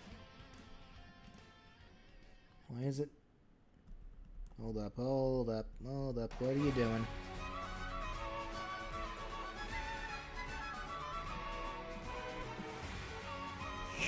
When are you going to stream Monster Hunter? I think if we stream it again, I guess it depends on Brandon. Actually, Brandon's still here? No, he's still away. Again when we need him most. Yeah, but I mean, usually when we stream Monster Hunter, we're doing it on our Spiffy Needle Geeks channel. Yeah, like I post a I do post a link to that in the on the community page for you guys to use and see.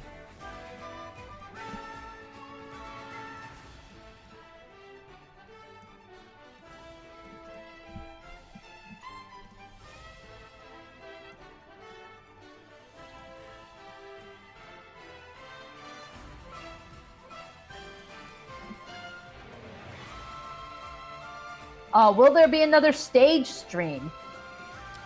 Don't know when exactly. Eventually, definitely.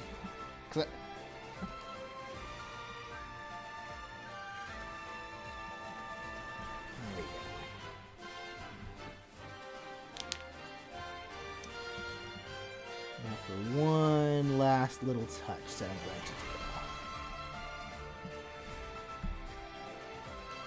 Oops.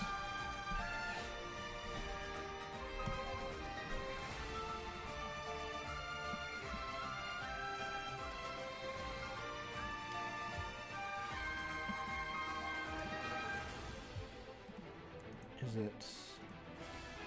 Oh, no.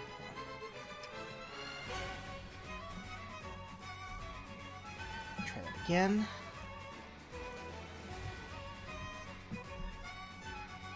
Get a movie clip.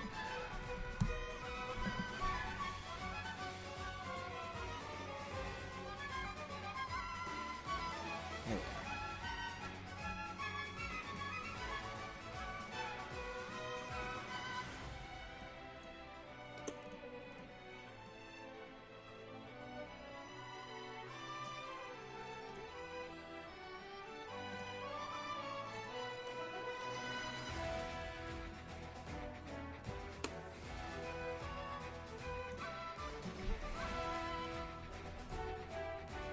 Ah, wait. Shoot. There we go. Dang it. Hold on.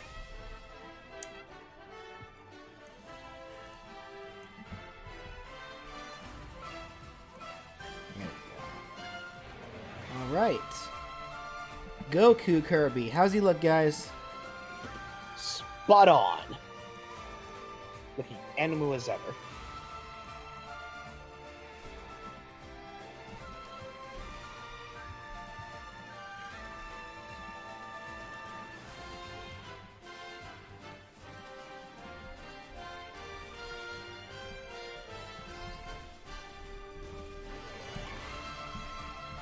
It is anime as heck.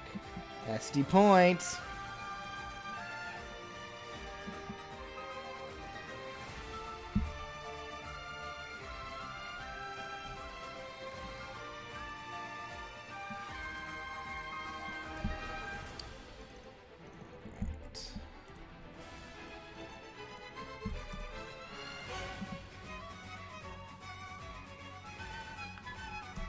Alrighty, so that's what we got tonight. So we have 14 Mudkip Kirby, Grovile Kirby, Blaziken Kirby, and then 15 Goku Kirby.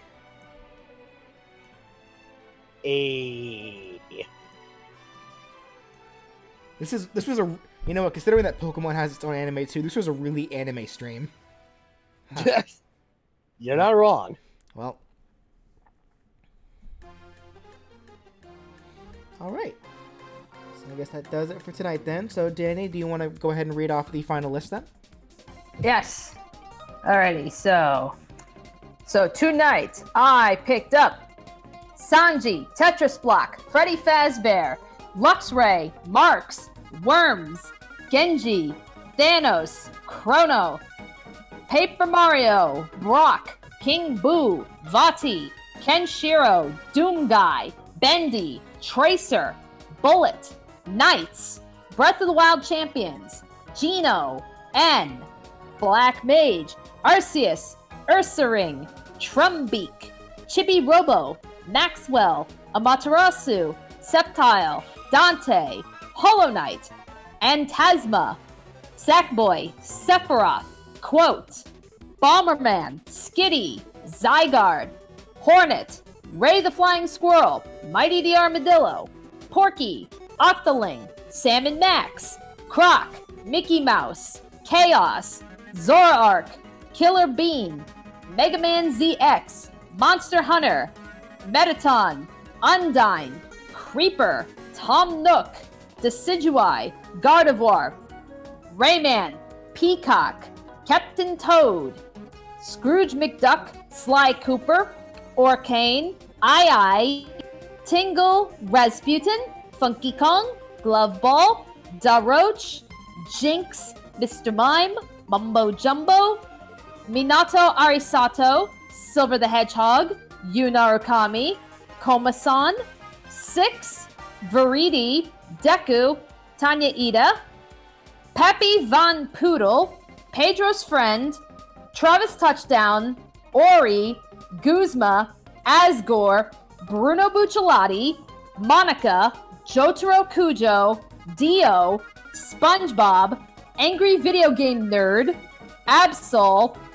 Jason Voorhees, Wonder Red, Box Boy, Zote, Pea Shooter, Rabbids, Spelunky Guy, Professor Oak, Lancer, Wilson, Primarina, M. Bison, CJ, Asura, DJ Octavio, Mike Jones, Red Angry Bird, Just Shapes and Beats Cube, Neku Sakuraba, Snatcher, Jarno Giovanna, Candace, Terraria main character, Foreman Spike, Big Daddy, King Dice, Glowbox, Louie, Noir, Crypto, Sora, Timmy and Tommy, Trevor, Chun Li, Sparkster, Phoenix Wright, Spike from Ape Escape, Prince Fluff, Parappa the Rapper, Blixer, Dry Bowser, Jean, Dementio, Springtrap, DJ Grooves, The Conductor, Ragna, Psycho Mantis, Muddy Mole, Foxy, Phi, Eevee, Tiki, Saria, Malin, Fawful, Nemesis from Resident Evil, Ukulele, Magalore, Dixie Kong, The Heavy, Master Koga, The Engineer, Toon Zelda, and Azrael. All right. Nice. Alrighty, so I guess with that said, that'll be the end of tonight's stream. We definitely had a fun one tonight. Yeah, technically we only got two movesets done, but that's just kind of the. Oh, look at that! And to get off on Kirby music. How about that? Yeah. So go figure. And this is Kirby ending music too. This is like the credits song, isn't it? The timing was perfect. Yeah, staff credits from Kirby's Dream Land and Superstar. How appropriate! Wow. That's amazing. That's awesome, dude. Alright. Alright. A couple of people, I guess they missed it before, but would you like to repeat the hint for the next character? Sure. Sure. So yeah, like, my hint was actually a mistake that I did. I think it was it yesterday? I think it happened yesterday. And it's actually the reason why I wanted the stream. I was recording a game. I'm not gonna say what the game was. I was recording footage for a game that's relevant to the character that's gonna be for this coming Friday. But while I was recording, I accidentally hit the stream button instead, because OBS, the program I use to both stream and record footage that I happen to be recording off my computer, is the same thing. But the buttons are right, like, you can actually see the buttons right here. Like, the stream button and the record button are right next to each other, and I hate that. So because of that, I was aiming for the record button, but hit the stream button on accident. And, yeah, so, like, there was, like, for a little bit, yeah, people saw me streaming the game that I was trying to record. And, it wasn't until someone donated to me to say that there was no audio, because I was only recording the footage, not the audio. But yeah, so once I saw that, I stopped it, apologized, and decided to go ahead and do this stream. So, so yeah, so the game that I was playing is relevant to the character that's going to be for this Friday. So for those of you who saw what I was streaming for that, that's your hint. But yeah, so in which case we got technically only two movesets done tonight. Them's just the breaks for doing Pokemon trainers who get 3 apiece, so that's just what happens.